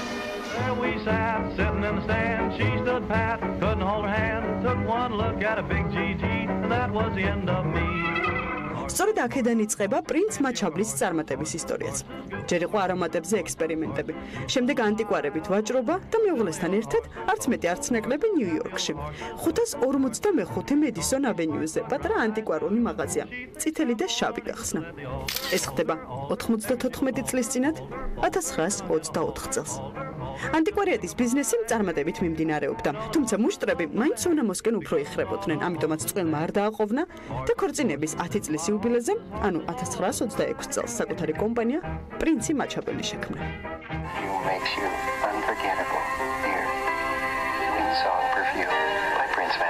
მთელი ამერიკა იცნობდა პრინც მაჩაბლის სუნამოებს, პრინცესა ნორინას, დუშესი ბიორკს და მაინც სუნამოებს შორის ყველაზე პოპულარული საქართველოს არშემდგარი დედოფლის. მარინა მაჩაბლისადმი მიძღვნილი სუნამო საქართველოს დედოფალი აღმოჩნდა. კომპანია 1920-30-იან წლებში ამერიკის შეერთებული შტატების უმნიშვნელოვანესი კორპორაციების ხუთეულში შედიოდა. აქედან 3 წელიწადში გიორგი და ნორინა დაშორდნენ. მიზეზი ქალის სპირიტული სეანსებით გადაცება გახდა. 1935 წლის ივნისისთვის მეხუთე ავენიუზე გიორგი მაჩაბელს დაგეგმილი ჰქონდა სადემონსტრაციო დარბაზის გახსნა. მარტში კი ფილიალების გახსნის მიზნით შანხაისა და კალიფორნიაში იმოგზაურა. მაგრამ გზაში გიორგი მაჩაბელი გაცივდა და 1935 წელს 50 წლის ასაკში ფილტვების ანთებით გარდაიცვალა. ერთი წლის შემდეგ ყოფილმა მეუღლემ ნორინა ჯილმა კომპანია 250,000 ამერიკულ დოლარად მიჰყიდა სოლ განს. თუმცა ამერიკაში, კონექტიკუტის შტატში დღესაც არსებობს პარფიუმერული ფირმა პრინცი მაჩაბელი. La otra mitad eres tú. Caché Machiavelli, tan individual como tú. გიორგი მაჩაბლის წარმატების კიდევ სხვა დეტალების გასაგებად ჩვენთან ერთად ახლა არის ემილ ავდალიანი, ისტორიკოსი, რომელიც არ მარტო გიორგი მაჩაბელზე, არამედ კიდევ სხვა ძალიან წარმატებულ ქართველზე გვეტყვის, რომელიც იმ დროს ამერიკაში ზოგადად დიდ ბიზნესებს ფლობდნენ. მოგესალმებით. მიხარია რომ აც უკვე ბრენდად ქცეული ემილ ავდალიანის ისტორიები ნინის დახმარებით ახლა უკვე ხორცელი და ლაივში იქნება ჩვენთან ერთად. წარმატებული ეთერი. მადლობა და თემა ძალიან საინტერესოა იმ მხრივ რომ ეს არის ალბათ იმ ქართველებს შორის რომელიც საქართველოს გაცდა, რეგიონს გაცდა და წავიდა ძალიან შორს, ეს არის სხვა კონტინენტი. და ჩვენ პრინციპში Forbes-ში და ამ გადაცემების ციკლში ლაპარაკობთ ხშირად ანუ უმეტესწილად იმ ადამიანებს რომლებიც საქართველოში მოღვაწეობდნენ, ან იმ ადამიანებს რომლებიც აი ირანში, თურქეთში და ასე შემდეგ აი ეს ქვეყნებში მოღვაწეობდნენ. აი კიდევ ერთხელ მაჩაბელი ამ ხრივ გამონაკლის წარმოადგენს. თუმცა აი Forbes-ის წინა ნომერში ჩვენ საერთოდ სხვა ქართველზე დავწერთ, რომელიც ასევე ამერიკაში იყო, ეს ჯორჯ კობია და მაგრამ ჯორჯ კობის ბიოგრაფია ნაკლებად იყო დაკავშირებული საქართველოსთან, ანუ ფულის შოვნის შემდეგ ის ცდილობდა საქართველოში ჩამოსვლას, მაგრამ რაღაც არ გამოუვიდა და ასე შემდეგ, მაგრამ აი მაჩაბელი ქართულ არისტოკრატიას წარმოადგენს, რომელიც გაიქცა ქვეყნიდან. რა თქმა უნდა, ამის მიზეზი არის ის მოვლენები, რომელიც მოხდა ხო ჩვენთან 1918 და 21 წლები. რაოდენ გასაკვირიც არ უნდა იყოს, პრინც მაჩაბელს არ აწყობდა 1918 წელს დამოუკიდებლობის მიღება იმ ფორმით, რომელითაც ჩვენ მივიღეთ. მას სურდა მონარქია, მინიმუმ კონსტიტუციური მონარქია მაინც, სადაც სამეფო ოჯახი იქნებოდა. მაგრამ საინტერესო ისიც, რომ მისი აზრები, რომ გერმანულ ოჯახთან დაკავშირებული იყო ქართული სამეფო ოჯახი, ასახავს იმ აზრებს, რომელიც მუსირებდა იმ დროს. მაშინ ქართველებს ძალიან სჯეროდათ იმისი, რომ გერმანელები მოიგებდნენ, რუსეთის იმპერია დაიშლებოდა, ჩვენ ვიქნებით დამოუკიდებლები და ასე შემდეგ. ანუ მისი აზრები ომი დამთავრდებოდა გერმანელების. ანუ ის არ არის კონტექსტიდან ამოწყვეტილი მოსაზრება, რომ რაღაც დინასტია შექმნეს გერმანელებთან მაინც და მაინც. უბრალოდ ეს ასახავდა იმ პოლიტიკურ აზრს, რომელიც გააჩნდა იმ დროს ქართულ პოლიტიკურ ელიტას, ან უბრალოდ ელიტას, რომელიც თუმცა მათი პროგნოზები არ გამართლდა ემილ და შემდგომ ეს დრამატულად ცვლის არა მხოლოდ მაჩაბელის, არამედ მთელი ამ წრის მომავალს, მათ შორის საქმიანსაც და ისინი ფაქტიურად თავიანთ საქმიან მომავალს უკავშირებენ მთლიანად ემიგრაციას. კი, აბსოლუტურად. გადაცემებშიც და აი Forbes-ში დაბეჭდილი სტატიებიდანაც კარგად ჩანს, რომ ყველა ეს ბიზნესი და ყველა ეს წარმატებული ადამიანი გაიქცა ან დახურა თავის საქმიანობა, იმიტომ რომ შეიცვალა ხელისუფლება. მაჩაბელის შემთხვევაშიც შეგვიძლია გარკვეულწილად ამას დაუკავშიროთ. რა თქმა უნდა, არ არის ბიზნესმენი 1918 წლისთვის, მაგრამ უბრალოდ ის მომენტი, რომ საბჭოელები მოდიან ხელისუფლებაში 21 წელს, ეს ცვლის ან უნდა დარჩეს და დათმოს ყველაფერი და შეიძლება მის სიცოცხლეც შეეწიროს, ან უნდა წავიდეს. აი ეს იყო პრინციპში კრედო და ის იდეა, რომლის გამოც მას მოუწია წასვლა. თუმცა აქვე ვთქვათ ისიც, რომ მიუხედავად იმისა, რომ 18 წელს არ ყალიბდება მონარქია, ადამიანი მაინც ემსახურება საქართველოს და ჩვენ ვიცით, რომ საელჩოშიც მუშაობდა იტალიაში. არც თუ ისე მაღალ თანამდებობაზე, მაგრამ პრინციპში ცდილობდა, რომ ემსახურა ქვეყნისთვის. არჩეულებრივია ჯერ მეტო მაჩაბელს, როდესაც ინგლისურენოვან რეკლამაში გვარს გამოთქვა, როცა ცოცხლადაც ძალიან უჭირთ, ესეც ძალიან შთამბეჭდავი ნაწილი არის ამ მთელი ისტორიისა. მან მოახერხა თავისი პროდუქციის ბრენდად ქცევა. შენ თუ ეთანხმები ამ მოსაზრებას, ემილ? რაც ძალიან რთულია იმ პერიოდშიც და ყოველთვის თან ესეთი მასშტაბების ქვეყანაში და გარემოში, რომელიც იდეაში მისთვის მაინც უცხო იყო. კი, და ჩვენ ხშირად საუბრობთ იმაზე, რომ ჩვენ ბიზნესი ქონდა განვითარებული ძველად, მაგრამ დღეს არაფერი არ დაგვრჩა რამოდენიმე ბრენდის გარდა. აი ეს არის ერთ-ერთი, რომელიც შემორჩა დაახლოებით 90 წელიწადზე მეტი დროის განმავლობაში და ეს არის საკმაოდ საინტერესო რამე. თუმცა ალბათ საწყენია ის, რომ კომპანია არ დაარსდა საქართველოში და არც დღეს გვაქვს და ხო, აი ეს მომენტი. რომელიც განსხვავდება სიტყვაზე სხვა ბრენდებისგან, რომელიც დღეს არის სარეჯიშვილი და ასე შემდეგ და რომელიც შემორჩა. ალბათ საყურადღებო და ყურადღებამი სექცია ამბავის, რომ დღემდე პრინციპში ამერიკაში არსებულ ბიზნესთან საქართველოს მხრიდან არანაირი კავშირი რაღაც ამ გავრცობის ან თუნდაც იგივე საქართველოს ცნობადობის ამაღლებისთვის არ ყოფილა და საინტერესო იქნება ალბათ ამ მიმართულებითაც სიახლეების მოსმენა თუ კი ასეთი არსებობს. ვისი გამოყოფა შეიძლება ეს არის კონექტიკუტის ტაჩი, ხო დღეს? ან და შეიძლება ითქვას, რომ ქართველებს დღეს ამ ბრენდთან მიმართება აღარა აქვთ. თუ ოფიციალურად არ ჩანს არავინ. არ შეხვედრია რომელიმე ცნობა, რომელიც მეტყველებს იმაზე, რომ ქართველებს აქვთ. ბოლოს და ბოლოს ჩვენ ვიცით ცნობებიდან, რომ გაყიდა ეს კომპანია უცხოელებზე და უცხოელებზე რა, ნუ პრინციპში ალბათ მაშინ არც იყო იმის ვარაუდი, რომ ქართველი ქართველზე გაყიდიდა მაშინ ეს საბჭოთა კავშირის პერიოდი ცივი ომი არ არის რა თქმა უნდა დაწყებული, მაგრამ იმაზე აზრი რომ სიტყვაზე ქართველებს ქონოდათ შეხება ამასთან ან გაეგზელებინათ მისი საქმე სამწუხაროდ არ გამოვიდა და ბოლოს და ბოლოს მისი მეუღლეც არ იყო სიტყვაზე ქართველი და ეთქვა შთამომავლობაც კი არ გამოვიდა ისეთი როგორც სიტყვაზე სურს პატარა ქვეყნის შვილს ხო რომ გაგზელდეს და ასე შემდეგ ხო აი რაღაც აი ესე არ გამოვიდა თუმცა ეს რომ სახელწოდება შენარჩუნდა და დღეს ვიცით რომ მართლაც არსებობს ეს უკვე ძალიან საინტერესოა ხო მაჩაბელი იმ ოჯახის წარმომადგენელი რომლის პრინციპში აი ნათესაობა საკმაოდ დიდ როლს ასრულებდა და საქართველოს რაღაც ელიტარულ წყობაში და ასე შემდეგ. აი ეს ძალიან საინტერესო იყო მაშინ.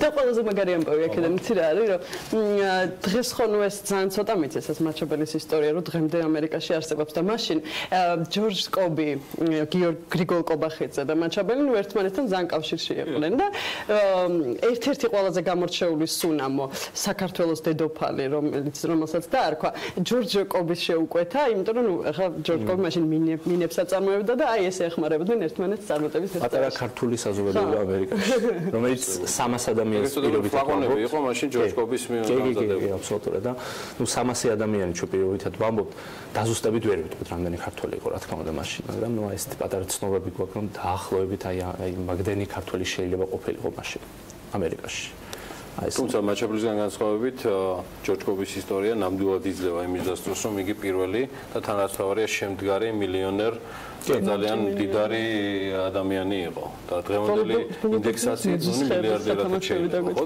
თუ მისი მოხსენიება კი რატომაც არა შეიძლება ნუ იქ გამოთვლების სხვადასხვა ტიპოლოგია ვერსიებია და ასე შემდეგ ანუ დაზუსტებით შეიძლება ვერ თქვა მაგრამ ფაქტია რომ ძალიან ბევრჯერ მეტია ვიდრე სიტყვაზე ამერიკასთან მიმართებაში ჩემი ბოლო კითხვა არის ჯორჯ კობის და გიორგი მაჩაბლის მაგალითზე შეიძლება თუ არა მომავალში შენს კვლევებში, შენს პუბლიკაციებში და ვიდეო ისტორიებში ვიხილოთ სხვა ქართველები. ანუ იქნებიან ესეთი ადამიანები, რომლებიც დღეს აღარ არიან არც ბრენდით, არც ვთქვათ, გასაგებია წარმოდგენები, ან არ იყვნენ ცნობილები, მაგრამ თქვენ მიაკვლიეთ მას როგორც ისტორიკოსს. ხო, პრობლემა ის არის, რომ ამ ადამიანებზე არქივებში ჩვენ არაფერი არ გვაქვს. რა თქმა უნდა მიზეზები არის ბევრი, არ უნდა საბჭოელებს რომ ამ ადამიანებზე რამე ცნობა შემონახულიყო. კი, აი რატომაც არა პრინციპში. და ჩვენ მართლაც აი არქივებში რო შეხვიდეთ, ორიოდი დოკუმენტი თუ არსებობს მიტროფანე ლაღიძეზე მაგალითად. და მეტი უბრალოდ იმიტომ რომ მიტროფანე ლაღიძემ გააგზავნა თავის საქმე საბჭოთა კავშირის დროს. დანარჩენებზე საერთოდ არც ერთი მის მონაცემიც კი არა გვაქვს. ბიზნესმენების საფლავები მაგალითად განადგურებული იყო საერთოდ ბევრი ბიზნესმენის საქართველოს ბერიას დროს და ეხლა რატო ყვები ამას უბრალოდ ფაქტია რომ თუ ჩვენ აქაურებზე არ გვაქვს არაფერი განსაკუთრებით არ გვექნება მაჩაბელზე და ჯორჯ კობიზე და ასე შემდეგ. ისტორიკოსი ემილ ავდალიანი იყო ჩვენთან ერთად მე მადლობელი ვარ მისი რომ ჩვენ მოახერხეთ და დღეს კიდევ ერთხელ ძალიან საინტერესო ადამიანების ისტორია. არ გავიხსენით, გადმოგეცით. ეს მხოლოდ მას შეუულია ნინისთან კოოპერაციაში და დახმარებით და სწორედ ესეც საინტერესო თემასთან მქონდა დღეს შეხება, რომელიც პრინც მაჩაბლის, გიორგი მაჩაბლის ისტორიას ეხება ამერიკის შეერთებულ შტატებში. სულ მალე ამ ვიდეოს და ამ საუბარს კიდევ ცალკე აღებული რამდენიმე წუთში ნახავთ BMG-ს ვებგვერდზე. გავიდეთ რეკლამაზე და სულ რამდენიმე წუთში ჩვენ უკვე დაგებრუნდებით. დიდი ალბათობით გვექნება საშუალება რომ ტყიბულის მერს გავესაუბროთ პირდაპირ ეთერში. როგორც მოგახსენეთ დღეს დილით ძალიან მძიმე და ტრაგიკული ამბები გავითარდა ტყიბულის მინდელის შახტაში წინასწარი ინფორმაციით, რომელიც დაგვიდასტურა სატელეფონო საუბრისას ტყიბულის მერმა თემურ ჩუბინიძემ გარდაცვლილი არის 6 მეშახტე. მძიმე მდგომარეობაშია, თუმცა როგორც გვეუბნებიან წინასწარ არ არის სიცოცხლესთან შეუთავსებელი მდგომარეობა კიდევ 3 მეშახტეში. ეხლა 6 დაღუპული მეშახტის გადმოსვენების პროცედურები მიმდინარეობს. ჩვენ გამოხატავთ ღრმა წუხარებას გარდაცვლილი მეშახტეების ოჯახების მიმართ BMG-ის დატევი პირველი სახელით უსამძიმრებთ მათ ამ მძიმე დღეებს და სულ რამდენიმე წუთში რეკლამის შემდეგ თემურ ჩუბინიძესთან იმედია შევძლებთ დასაუბრებას ტყიბულის მერთან. გავალთ რეკლამაზე და მალე დაგიბრუნდებით.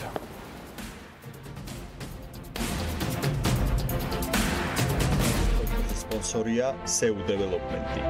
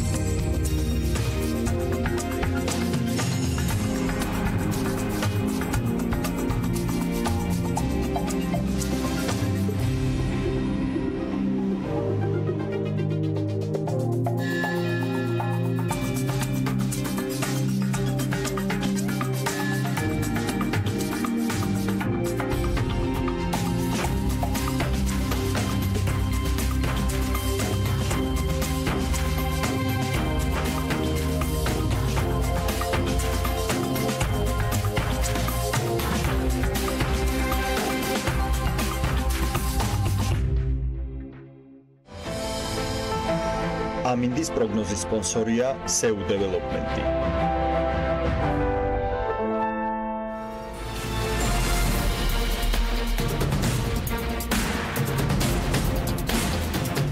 რეკლამის შემდეგ დავბრუნდით პირდაპირ ეთერში, როგორც გიორგიმ დაანონსა, მინდელის სახელობის შახტაში დღეს დილით განვითარებული მოვლენების შესახებ საქმიანი დილის ეთერში გვერდება თემურ ჩუბინიძე, რომელიც ტყიბულის მერი გახლავთ. მე კიდევ ერთხელ შევახსენებ მაყურებელს, რომ ღამის 4 საათზე მომხდარ უბედურ შემთხვევას 6 ადამიანი ემსხვერპლა ამ დროის ინფორმაციით და დაშავებულთა რაოდენობა 3-ია, რამდენადაც ჩვენთვის არის ცნობილი. ამაზე დასტურს თავად ტყიბულის მერი გაგვიკეთებს არც თუ სასიამოვნო ინფორმაციებით და კითხვით მიმართავთ მას.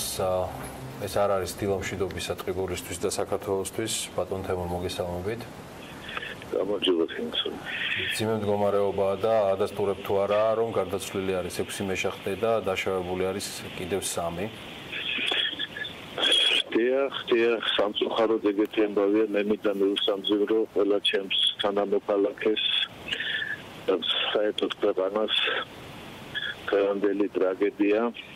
რა მოხდა რეალურად გამთენიისას მინდელის შახტაში? გამთენიისას ესე იგი დაახლოებით 4 საათზე დასავლეთ მეათე ველში, ნომერ პირველ ნახშირნუპრელ უბანში 302-ის გონზე სავარაუდოდ მოხდა სამთო დარტყმა. რამაც გამოიწვია გვირაბის ჭერიდან და გვერდებიდან ჰაერის დარტყმით ტალღის გავრცელება.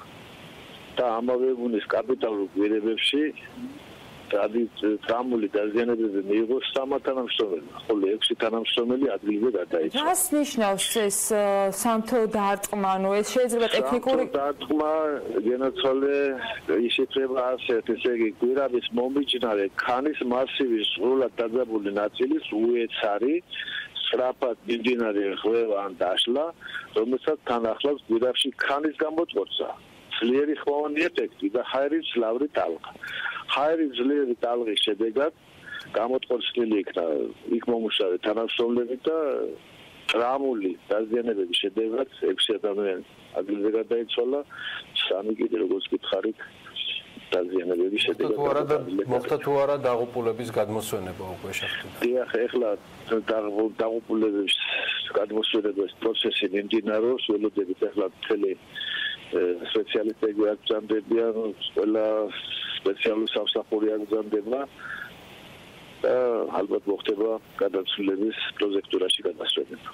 ბატონ თემო, კიდევ ერთი კითხვა უნდა დაგისვათ, რამდენად შესაძლებელი არის, ან რამდენად შეიძლება იყოს ტექნიკური საშუალებებით მსგავსი შემთხვევების, თქვათ, მართვა. უეცარი ახსენეთ თქვენ, როდესაც ამ მოვლენას ახასიათებთ, მაგრამ მაინც მინდა ვეკითხო, რამდენად არის შესაძლებელი უსაფრთხოების ზომებით მსგავსი შემთხვევების გამკლავება. დიახ, მე ძველი მეშახტე გახლავთ, გარკვეული წლების განმავლობაში შახტში მუშაობდი პირადად და ფაქტიურად შეუძლებელია საწყვეტების აპროგნოზირება ან ისი პრევენცია. ჩვენ კიდევ ერთხელ უსამძიმრებთ გარდაცვლილი მეშახტეების ოჯახებს. იმედია 3 დაშავებული მეშახტის მდგომარეობა დასტაბილურდება. დარდება რომ ეს ადამიანები შევინარჩუნოთ. მადლობა თემურ ჩუბინიძეს ჩართვისთვის. ტყიბულისკენ უკვე გაემგზავრა შრომის ინსპექტორების სამსახურის წარმომადგენლები, რომლებიც ჯანდაცვის სამინისტროს წარმოადგენენ და ისინი ადგილზე შეისწავლიან უბედური შემთხვევის გამომწვევ მიზეზებს და ჩვენს ხელთ არსებული ინფორმაციით ტყიბულისკენ უკვე გზაშია და მიემგზავრება საქართველოს მთავრობის პირველი ვიცე-პრემიერი ეკონომიკისა და მდგრადი განვითარების მინისტრი დიმიტრი კუმსიშვილი. ჩვენ სხვა თემით ვაგრძელებთ საქმიან დილას. რამდენიმე დღის წინ ნილონგურაშვილო თბილისის მერის იმ ინიციატივაზე გაგვიზიარა ინფორმაცია, რომლის მიხედვითაც ადგილობრივი მთავრობის წევრები სხვადასხვა პროდუქციის გასაყიდად თბილისში კონკრეტული ადგილების გამოყოფას გეგმავენ. პროდუქციის ჩამონათვალში ზედამხედველობის სამსახურის ხელმძღვანელის ინფორმაციით შევა ფრეშ წვენის ჩამოსასხმელი აპარატები, გაზეთები, წიგნები და ყვავილები, რომელთაც დღეს დედაქალაქის ქუჩებში ვაჭრობა ხდება. ამ ჩარტვის შემდეგ BMG-ს Facebook ვერტზე გიორგი გოგეშვილი გამოგვეხმაურა, რომლის კონკრეტული ბიზნეს ისტორიით გაზიარებას გადავწყვეტეთ ჩვენი მაყურებლისათვის. გიორგი ქსელის რეფრეშის მფლობელია, დანარჩენზე უკვე თავად მოგვიყვება. გიორგი, მოგესალმებით. მშვიდობის გიორგი.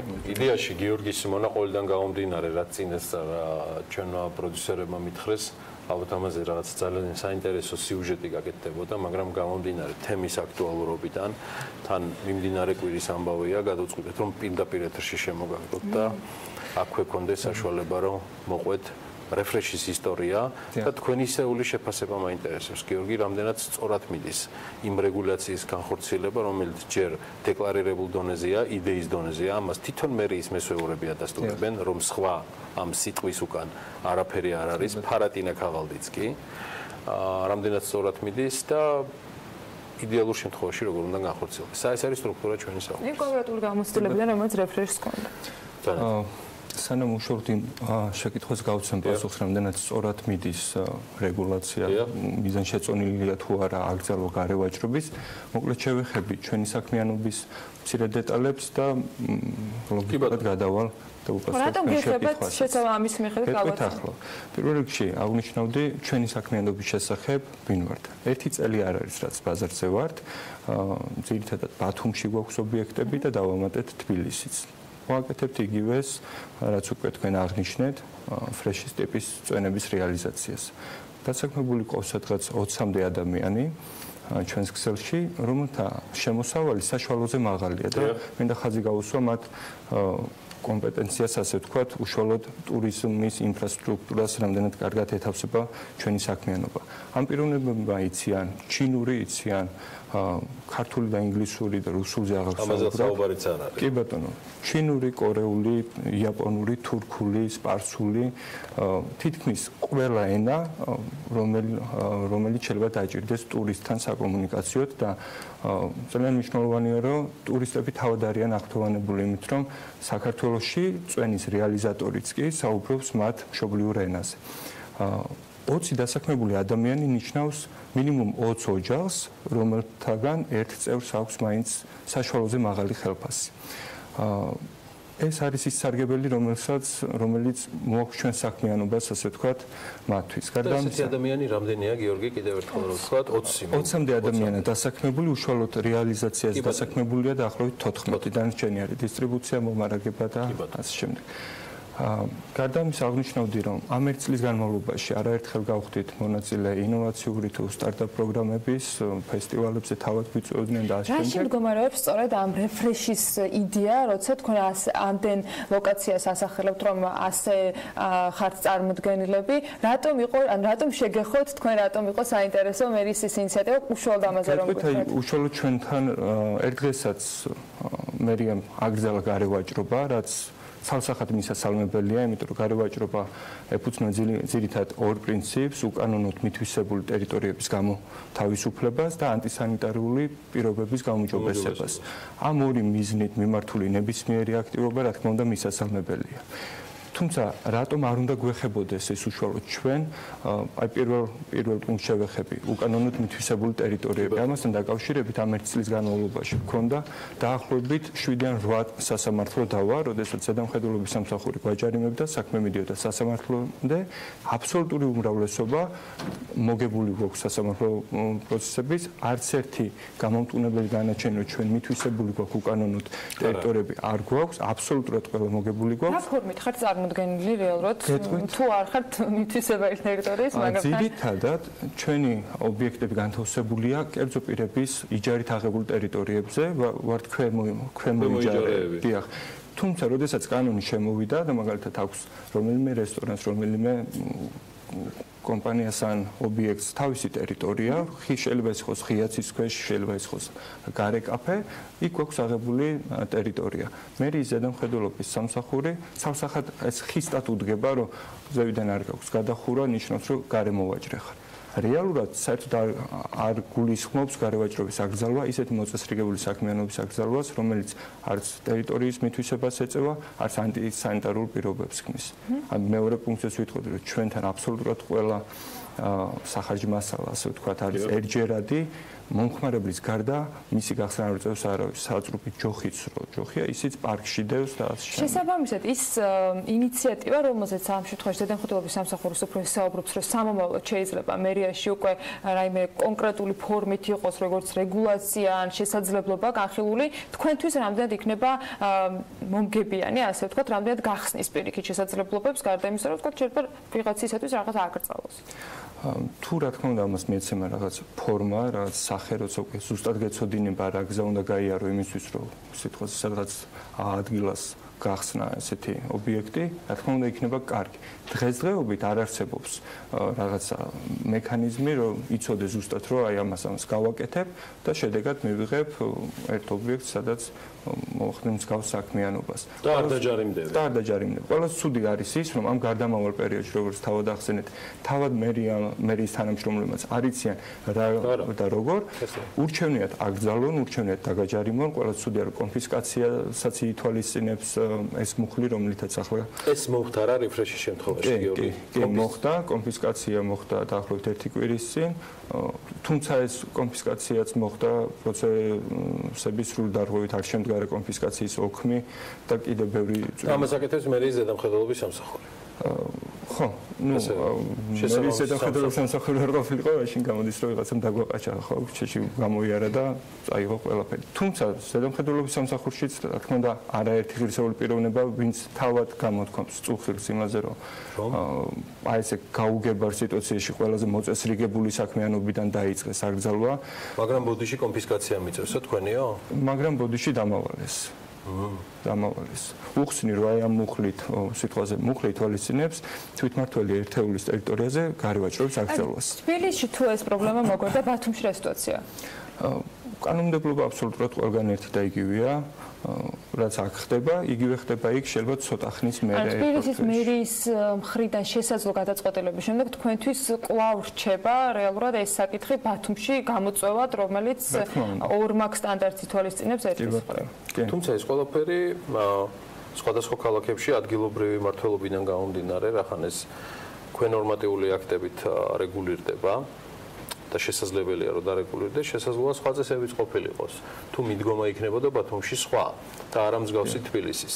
ალბათ ეს უფრო იურისტების და კანონმდებლების საქმეა რა და როგორ არის, მაგრამ მოწესრიგებადი იყო და ყოფილიყო. ამიტომ რელევანტური მე როგორც გავიგე თქვენი მონაყოლიდან თბილისის და ბათუმის შედარება არ არის, იმიტომ რომ ფაქტიურად დამოკიდებულება ამ ტიპის გარე ვაჭრობის მიმართ იგივეა. აბსოლუტურად ერთი და იგივე. და პრობლემებიც შესაბამისად იგივე. კი, ერთი და იგივე პრობლემებს შევხვდით ბათუმში. რეფრეშის გეგმები, გიორგი, მითხარით მეტი. რეფრეშის გეგმები ამ წუთას არის პირველ რიგში თვითგადარჩენა, იმიტომ რომ ხანდახან იმის თქმაც მეშინია, სად გვაქვს ობიექტები, იმიტომ რომ სანამ შეიძლება გავიდე მოსწრებაზე ხართ, რომ რეალიზაცია შეიძლება მივიდეს ვიღაცა და მოახდინოს ან დაჯარიმება, ან კონფისკაცია. მე გუშინ მოვგაწოდეთ კადრები, არ ვიცი, რამდენად შესაძლებელია რა ვაჩვენოთ, რამდენად დიდი სხვაობაა ჩვენს ობიექტებსა და გარე ვაჭრობასთან შედარებით, ხო? გეგმები მართლა ძალიან კარგი გეგმები გქონდა, რაც კავშირში იყო ტურისტულ ინფრასტრუქტურასთან. ძირითადად ეს ყველა ეხებოდა ტურისტებისთვის, რაც სწრაფით თან წაიღე პროდუქციის მიწოდებას, ჯანსაღის მოწესრიგებულის, მაგრამ ამ ეტაპზე გეგმა გვაქვს ის, რომ რაღაცა ჩვენი ადგილი ვნახოთ ბაზარზე და კანონი რაღაცნაირად მოვირგოთ, ვაჩვენოთ ვიღაცას, რომ ჩვენ არ ვართ გარემო. კომუნიკაცია ამაზე არც ყოფილა გარდა ადმინისტრაციული ჯარიმებისა. ელოდები, გადაგამის სამართლებენ. ერთი კონკრეტული ბიზნესი ნამდვილად საკმარისია იმისათვის, რომ მერის გადაწყვეტილებას ამ თემას დაკავშირებდა გეგმებს კიდევ უფრო აქტიურად მივადანოთ თვალე და რა თქმა უნდა დავინტერესდეთ, როგორ იქნება მათი პოზიცია. ოღონდ ამასობაში ამ ეთერს თუ უყურებენ თბილისის მერიის შესაბამისი მესეურები და დაინტერესდებიან კომპანია Refresh-ით, აი ამ ქსელის ისტორიით და პირადად გიორგი გოგეშვილის მონაყოლით, მე მგონი ძალიან საინტერესო იქნება მასთან გასაუბრება. თქვენი საიმისოთ, რომ წყობრად და სწორად დაალაგდეს ის, რადგან როგორც ბრძანებთ, ჯერჯერობით ფიქსს აგზელებთ და ეს იმედია მიიღებს წყობრდა ნორმალურ სახეს, ოღონდ ეს კარგი იქნება თუ მოხდება ბიზნესთან შეთანხმებით და კოორდინაციით. ნაკლებ ჯარიმებს და მეტ განვითარებას უსურვებ Refresh-ს. ჯერჯერობით არც ერთ ჯარიმა არ გადაგვიხდია, ყველა გასაჩივრებული რაც იყო, ყველა დაგვიყოფილა სასამართლო. მაგრამ სტრესულია, შიში კარგს ვერ აკეთებ. არა, შიში და სტრესში ბიზნესის კეთება გამორიცხულია. Refresh-ს წარმატებები. გიორგი, მე ერთი სურვილი მაქვს. ვიდრე დაგემშვიდობებით, რომ თქვენი შემდეგი მონაწილე იყოს, რომ თბილისის მერიიდან დაგიკავშირდნენ და ცდილობდნენ სიტუაციის თქვენთან კონსულტაციების შედეგად უკვე აკოლ ნორმატიულ ჩარჩოებში მოქცევას. მადლობა კომპანია Refresh-ი, გიორგი გოგეშვილი, ამინდის პროგნოზი არის და სულ მალე შემოგვიერთებიან ანუკა ჯოხაძე და მარიამ ადამიანი.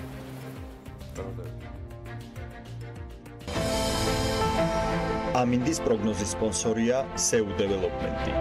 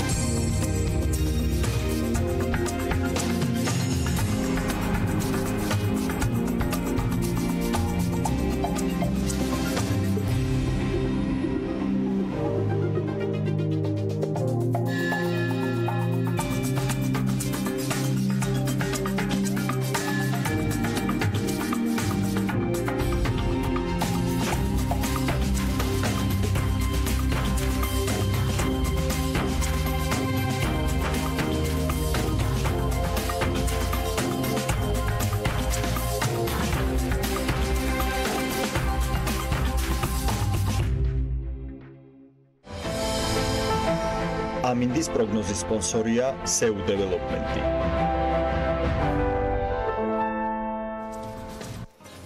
Forbes-მა დათვალა მსოფლიოს უმდიდრესი ადამიანების ქონება და მიმდინარე თვის ნომერში რეიტინგიც განაახლა.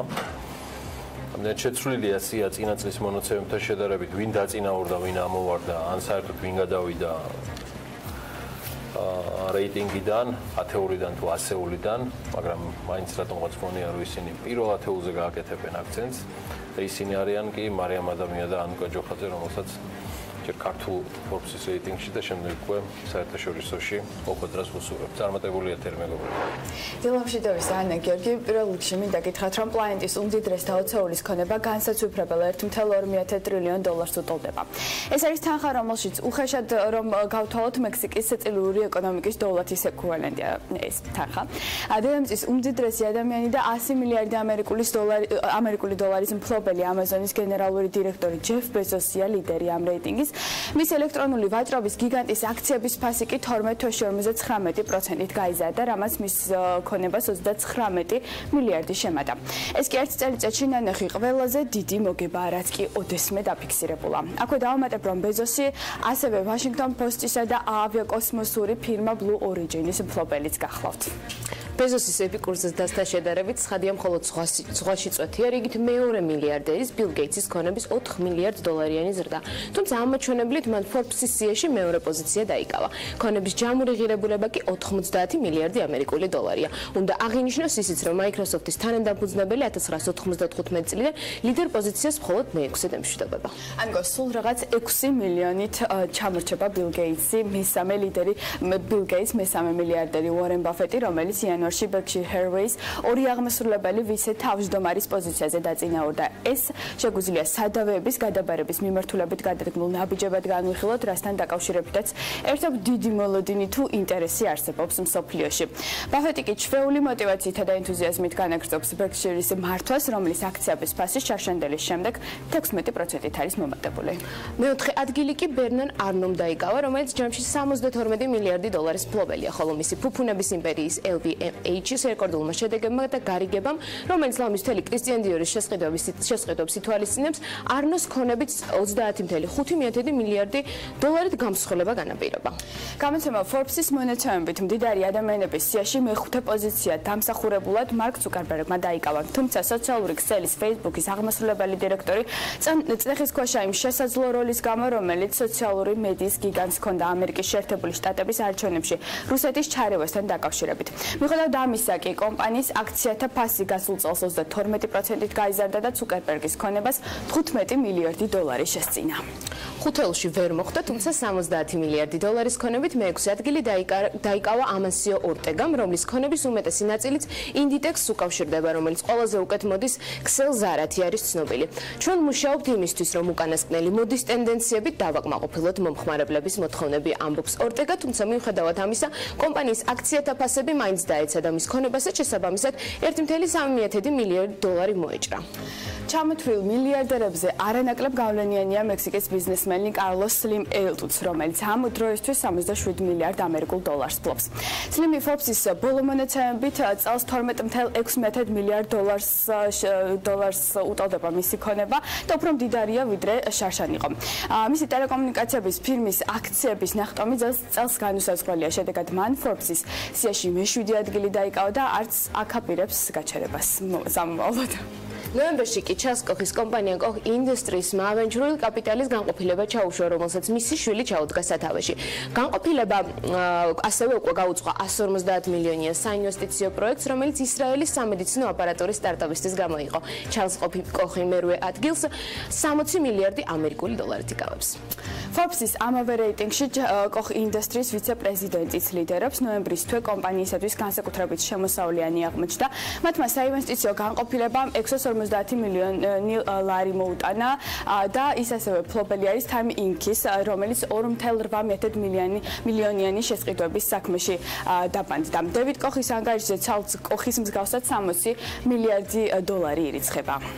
კოხების ოჯახის შემდეგ მეათე ადგილს 58.5 მილიარდი ამერიკული დოლარით ლარი ელისონი იკავებს. მიუხედავად იმისა, რომ ის კომპანიას ბაზარზე ამაზონის მსგავსი მეტოქი ჰყავს, მისი აქციების ფასი 13%-ით მაინც გაიზარდა. იმის გათვალისწინებით, რომ ელისონი კომპანიის მხოლოდ მე-4-ს ფლობს, წინა წლებთან შედარებით ის 3.8 მილიარდით გამდიდრდა. Forbes-მა ამ რეიტინგში კიდევ მრავალი საინტერესო პერსონა გაგვაცნო. ჩვენ კი საუბარი მე მგონი მარიამ კიდევ რომ არ გაგვიგრძელდეს, მაყურებელს ჯობია რომ მომდევნო 10 მილიარდეულის შესახებ უკვე სიუჟეტში ვნახოთ დეტალები. I'm New York City Mayor Mike Bloomberg.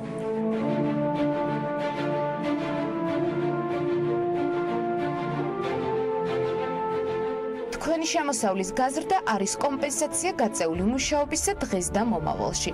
არამც და არამც წარსულში, ამბობს ნიუ-იორკის ყოფილი მერი და კვლავაც წარმატებულად აგრძელებს თავისი ფინანსური მედია ფირმის Bloomberg-ის მართვას. მის ანგარიშზე Forbes-ის ბოლო მონაცემებით 50 მილიარდი ამერიკული დოლარი ირიცხება.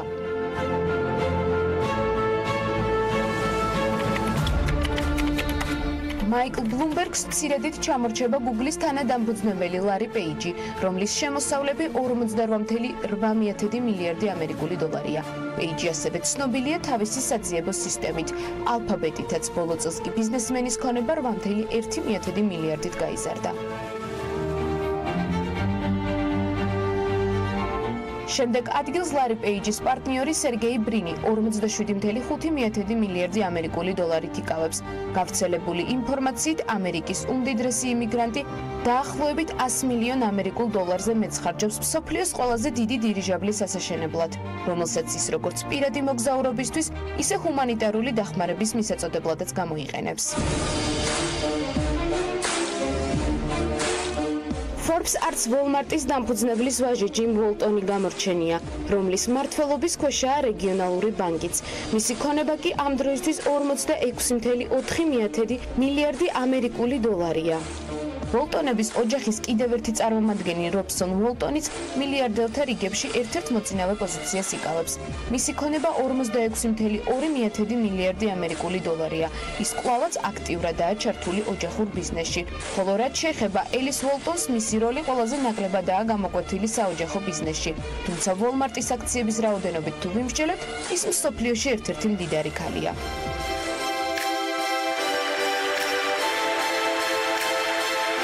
უოლტონების ოჯახის შემდეგ ჩინეთში, კონკრეტულად კი მაჰუანტეკის ბიზნესში ვინაცვლებთ, რომლის ფირმის წარმატების ფორმულაც აპლიკაცია WeChat-ზე გადის. შესაბამისად გაიზარდა შემოსავლებიც და დღეს უკვე 45 მილიარდ დოლარს აჭარბებს. Forbes-ის მილიარდერთა სიის ოცეულს კი ლორეალის მემკვიდრე, ფრანსუაზ ბეტანგურ მეიერი, ინდოელი მაგნატი მუკეში ამბანი და ელექტრონული ვაჭრობის მსხვილი ქსელის, ალიბაბას დამფუძნებელი ჯეკ მა ასრულებენ.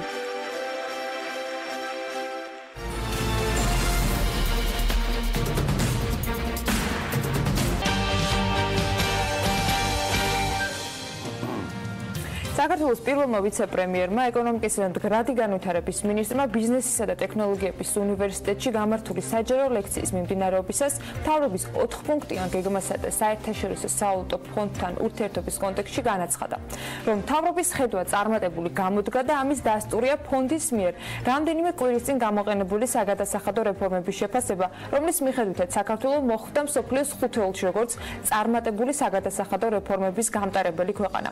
ამ განცხადების ზუსტით ფაქტმეტრი დაინტერესდა. თემის მოკლე მიმოხილვას თათია ჩაპიჩაძე გაგვაცნობს, რის შემდეგაც უკვე სტუმრებთან ერთად გავაგრძელებთ თემაზე საუბარს.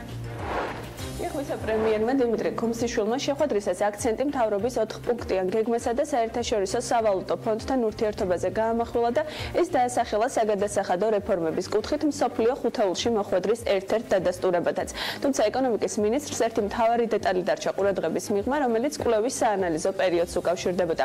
4 პუნქტიანი გეგმა, როგორც ალბათ ყველას გვახსოვს, პრემიერ-მინისტრმა 2016 წლის 29 ნოემბერს წარადგინა და ის გულისხმობდა ეკონომიკურ განათლების საჯარო მართლობისა და სივრცითი მოწყობის რეფორმას. ეკონომიკური რეფორმა მოიცავდა კერძო სექტორის წახალისებასა და გაძლიერებისკენ მიმართულ ღონისძიებებს, მათ შორის საგადასახადო სტიმულების ხარჯზე. მოცემულ პროგრამაში ერთ-ერთ მნიშვნელოვან კომპონენტად მოგების გადასახადის რეფორმაა მოხსენებული, რომლის თანახმადაც გადასახადებისგან გათავისუფლდა მოგების რეინვესტირებული ნაწილი. თუმცა შესაბამისი ცვლილება საგადასახადო კოდექსში მხოლოდ 2016 წლის მაისში შევიდა, დაბეგვრის ახალი წესი კი 2017 წლის 1 იანვრიდან ამოქმედა. რაც შეეხება საქართველოს დასახელებას წარმატებული საგადასახადო რეფორმების გამტარებელ 5 ქვეყანას შორის, რაზეც ვიცე-პრემიერი საუბრობდა, აქ საუბარია საერთაშორისო სავალუტო ფონდის ყოველკვარტალურ გამოცემაში ფინანსები და განვითარება მიმდინარე წლის მარტში გამოქვეყნებულ ნაშრომზე, რომელიც თავის მხრივ ეყრდნობა ავტორთა ჯგუფის უახლოეს პერიოდში გამოსაქვეყნებელ კვლევას. აღნიშნულ ნაშრომში საქართველოსთან ერთად კიდევ რამდენიმე ქვეყანა, კამბოჯა, ლიბერია, უკრაინა და გაიანა ამოყვანილი, რომელიც წარმატებული მაგალითი ქვეყნებისა, რომელთაც მოახერხეს საგადასახადო რეფორმები რეფორმების პირობებში გაიზარდა საგადასახადო შემოსავლები. უშუალოდ გამოქვეყნებული ნაწილი ფოკუსირებულია საქართველოს მაგალითზე გამოცემაში მითითებულია, რომ განხილულია საგადასახადო რეფორმები 2004-2015 წლების მონაკვეთში. ანალიზში ყურადღება ასევე გამახვილებულია ვარდების რევოლუციის შემდგომ პერიოდში გატარებულ რეფორმებზე, გადასახადების რაოდენობისა და განაკვეთის შემცირებაზე, საგადასახადო კანონმდებლობის გამარტივებასა და მხარდამჭერ ღონისძიებებზე, მათ შორის ინფორმაციული ტექნოლოგიების აქტიურ დანერგვასა და კორუფციის აღმოფხვრაზე. წარმატების საზომად მოყვანილია ასევე საგადასახადო შემოსავლების მთლიან შიდა პროდუქტთან ფარდობის აღზრდის მაჩვენებელი ბიუროკრატიისა და გადასახადების შემცირების პირობებში. ამრიგად დიმიტრი ქომსიშვილის მიერ წარმატებული შედეგის განმაპირობებელ ფაქტორად დასახელებული ეგრეთ წოდებული 4-პუნქტიანი გეგმა კვლევაში გაანალიზებულ პერიოდთან დროში აცდენილია და ლოგიკურად ის კვლევის შედეგებზე გავლენას ვერ მოახდენდა. მადლობა თათია ჩაფიჩაძეს. ამ კვლევის შედეგად ფაქტმეტმა დაადგინა, რომ დიმიტრი ქომსიშვილის განცხადება არის ტყუილი. ამ თემაზე გავაგრძელებ სტუმრებთან ერთად საუბარს. სტუდიაში გვეწვნენ მიხეილ ჭელიძე, მცირე და საშუალო საწარმოთა ასოციაციის პრეზიდენტი და ზურაბ ჯაფარიძე, ახალი პოლიტიკური ცენტრის გირჩის ლიდერი. ზაზა აბაშიძესთან ერთად მასპინძლობთ მათ. ზაზა დილამშვიდობის მინუსავდა ჩვენ სტუმრებს.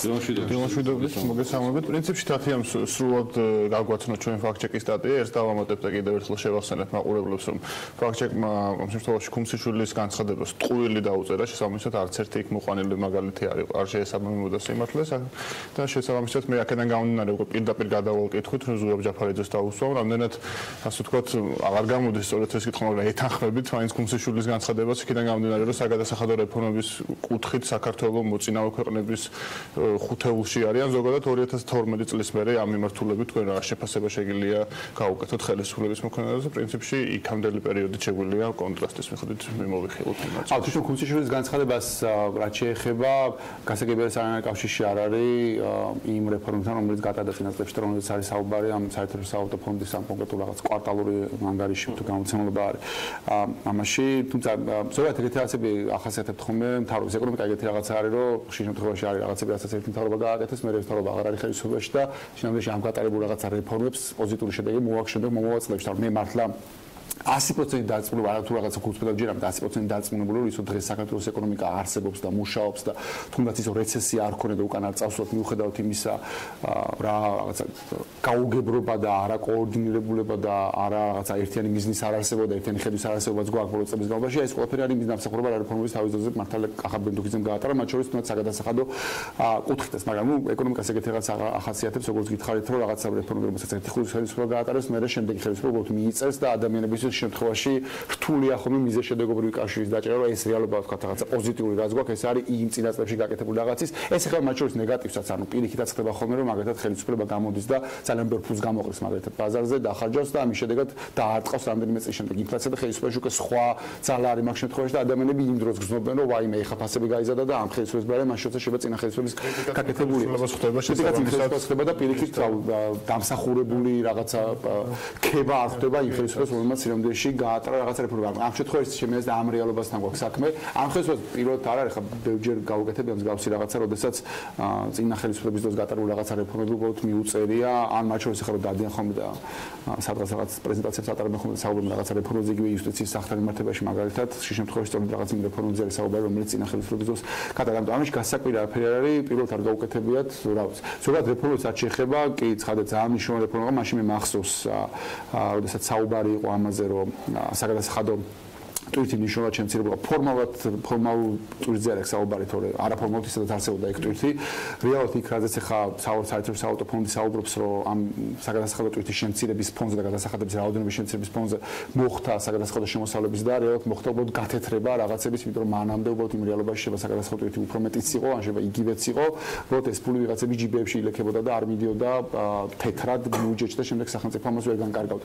ამ რაც მოხდა იდეაში იყო ისო საქართველოს დაადასტურა, ისაც მანამდე იდეაში არაერთხელ თეორიათაც დადასტურებულა და პრაქტიკულადაც რომ საგადასახადო ტვირთის შემცირებით რეალურად შეიძლება მოხდეს ის რომ ეკონომიკაში პირიქით მეტი სტიმულები გაჩნდეს საგადასახადო ბაზა გაგეზარდოს ის შედეგადაც შეიძლება მეტი გადასახადები აკრიფო რაც იდეაში ჩვენ ვაჩვენებთ რეალობას თვალი გაუსწორა შეგვიძლია ისე კი კარგი კონკრეტ კარგი ისეთი ისტორიული პრეცედენტი შექმნით არ არის რაღაც უნიკალური მარტო ჩვენ გავაკეთებია მაგრამ არის კიდევ ერთი დადასტურება იმ თეორიის რა თეორისაც მე პირადად მაგალითად ჯერამ ამ შემთხვევაში ბატონო მიხეილ მოგესალმებით კიდევ ერთხელ მეც უნდა გამოვიდე, იგივე კითხვით უნდა გამოვიდე. თქვენ ასე ვთქვათ, მცირე და საშუალო საწარმოთა ასოციაციის თავმჯდომარე ხართ, უშუალოდ აი პროცესში ხედავთ რეფორმებს და მათ შორის ინიციატივებს, როგორ შეაფასებთ, შეგვიძლია ვთქვათ, ამდენად ეთანხმებით თქვენს ბატონი ქუმსიშვილის განცხადებას და როგორ ხედავთ თქვენ ამ მიმართულებით თქვენი შეფასება როგორ იქნება საგადასახადო კუთხით ხელისუფლების მიერ გავრცელებული პროცესების? კი ბატონო, საგადასახადო კუთხით ანუ ფაქტებით რო ვილაპარაკოთ, ანუ ერთია კვლევა და მეორე ფაქტები, ანუ მნიშვნელოვნად ახლა კი რა თქმა უნდა რეფორმები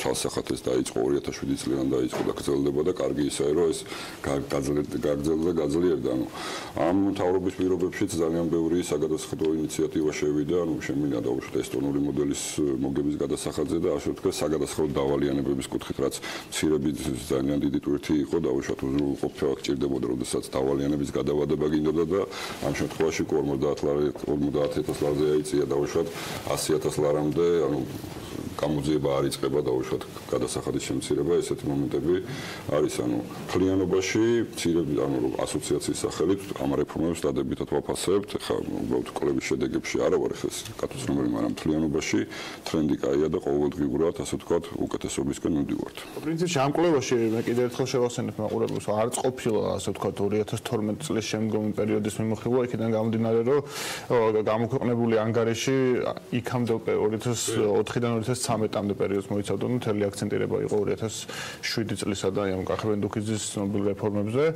პრინციპში უშუალოდ 4 პუნქტიან გეგმაზე შეგვიძლია გადავიდეთ, უკვე რაღაც საკმაო პერიოდი გავიდა ამის მერე 2 წელი ხო დაახლოებით. თავის დროზე ძალიან დიდი იმედები დამყარდა ამ 4 პუნქტიან გეგმაზე. აი ეს მთავრობის უშუალოდ ეს 4 პუნქტიანი გეგმა როგორ შეგიძლიათ შეაფასოთ, აი თუ დაინახეთ საბოლოო ჯამში, გარდა იმისა, რაც უკვე ისაუბრეთ, ერთი ნაწილი იყო პრინციპში სხვა მართლობებით, განათლება იყო. ორი რაღაცა არის, რაც ჩანს ამ 4 პუნქტიდან და ერთი ეხება, რაზეც თქვენ უკვე ისაუბრეთ, ერთი ეხება ეკონომიკურ ნაწილს და საგადასახადო საკითხებს, რაც დროში კი გაიწერა, მაგრამ საბოლოო ჯამში მაინც გავაკეთეს ეს მოგების გადასახადის რეფორმა, იგივე ესტონურ მოდელს რო ეძახიან, რასაც რავით, მეც მაშინ ხარი დაუჭირე. უბრალოდ კარგი იქნებოდა, რომ მაგ რეფორმის პარალელურად სხვა გადასახადები არ აეწიათ, იმიტომ რომ მეტი თავიდან ჩანაფიქრში იყო, რომ მეტი ფუნა დარჩენილიყო ეკონომიკაში და ამის ეფექტი ეგეც უნდა ყოფილიყო, გარდა იმისა, რაღაც გრძელვადიან ეფექტზე ყოფილიყო გათვლა, რომ რეინვესტირება მოხდება უფრო მეტი ვიდრე აქამდე ხდებოდა, მაგრამ ეს არ მოხდა, მაშინ მთავრობამ გადაწყვიტა, რომ დამატებით სხვა ფული ამოეღო, რომ ბიუჯეტი დაებალანსებინა და შემომისად პრაქტიკულად ყველა სხვა გადასახადი, ისი გაზდაც კი შეეძლოთ, რაც ლიბერტი აქტით არ არის შეზღუდული, ყველაფერი გაზარდეს, ძირითადად აქციზი წამოვიდა, ამიტომ ყველაზე მეტი დატვირთვა. მაგრამ მაინც კარგი იყო, მათ შორის კიდე სხვა საგადასახადო ცვლილებებიც იყო, მე დავეთანხმები, რომელსაც მე მივესალმებოდი, მათ შორის რაღაც წილი იყო, რომელიც 2013 წელს მქონდა მე შეტანილი, მაგალითად დეკრიმინალიზაცია, გარკვეული მუხლების 2013 წელს მქონდა შეტანილი მე ბევრი მუხლები და იქნა რაღაცა ნაწილი მაშინ ყველაფერთან ჩამიგდეს, მაგრამ მე რაღაცა ნაწილი ამოიღეს და რაღაცა ნაწილი თვითონ შეიტანეს და გაიტანეს და მაინც კარგია. ეს ნაწილია ჩემს რაც ჩანს, ასევე ჩანს სიმცითი მოწყობა ქვია რაღაცა თუ ხერხული სახელი, მაგრამ მე გამიხილა მაგას რაღაცა ბევრი ფულის ხარჯავს ინფრასტრუქტურაში და ეს ნაწილი ჩანს რეალურად წლევანდელი ბიუჯეტი ნახოთ 2 მილიარდია მარტო ინფრასტრუქტურაზე ჯადებული, აქედან მარტო მე მგონი 800 მილიონი მარტო წელს მიდის, მე მგონი მარტო იმ ავტობანზე.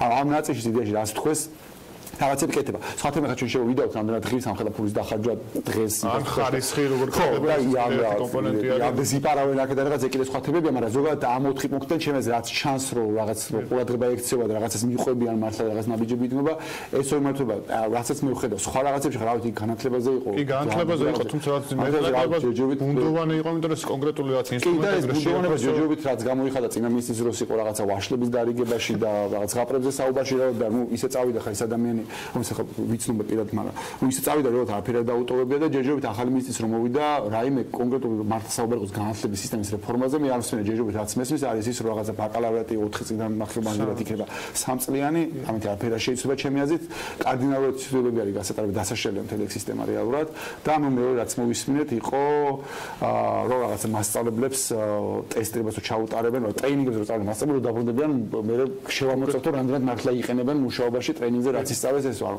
ეს არ მგონია რომ სერიოზული იყოს საერთოდ, ანუ თუ შევხედოთ მასშტაბს რა პრობლემები გვაქვს განათლების სისტემაში დღეს საქართველოში, არ მგონია სერიოზული იყოს ის რომ ახალი განათლების მინისტრი მოვიდა და აი ესეთ რაღაცებზე ლაპარაკობდეს, მას შეცდომა ჩემი აზრით თავით ნაჯახით უნდა იდგეს და უნდა ანგრევდეს სისტემას თავიდან ბოლომდე და იხსნიდეს რეალურად ისეთი სისტემა როგორ შეიძლება აეწყოს სახელმწიფოს დახმარებასთან, სახელმწიფოს გარეშე, ხომ ჩემი ხედვა ხომ ასე დაკავშირებით, მაგრამ მაინც ეს სისტემა რომელიც უპასუხებს 20 წლის მერე სამყაროში გამოწვევები იქნება და მათ შორის საქართველოს რეალობაში აღმოჩნდება 20 წლის მერე, აი იმ გამოწვევებს როგორ უპასუხებს, ის ყველაფერი და ამაზე საუბარიც არ არის გულაპარაკებენ რაღაც პატარ-პატარა რაღაცა იმაზე. ჯერჯერობით რაც გენერალურ გეგმაზე ასე ვთქვათ რეფორმირების საუბარი არ ყოფილა განათლების მიმართულებით, ისედაც 4 პუნქტიან გეგმაში ყველაზე ბუნდოვანი ეს ნაწილი იყო, იმიტომ რომ კონკრეტიკა მაინც არ იყო ასე ვთქვათ ამ ნაწილში. ბატონო მიხეილ, მე საგადასახადო ნაწილს მეუბრუნდები.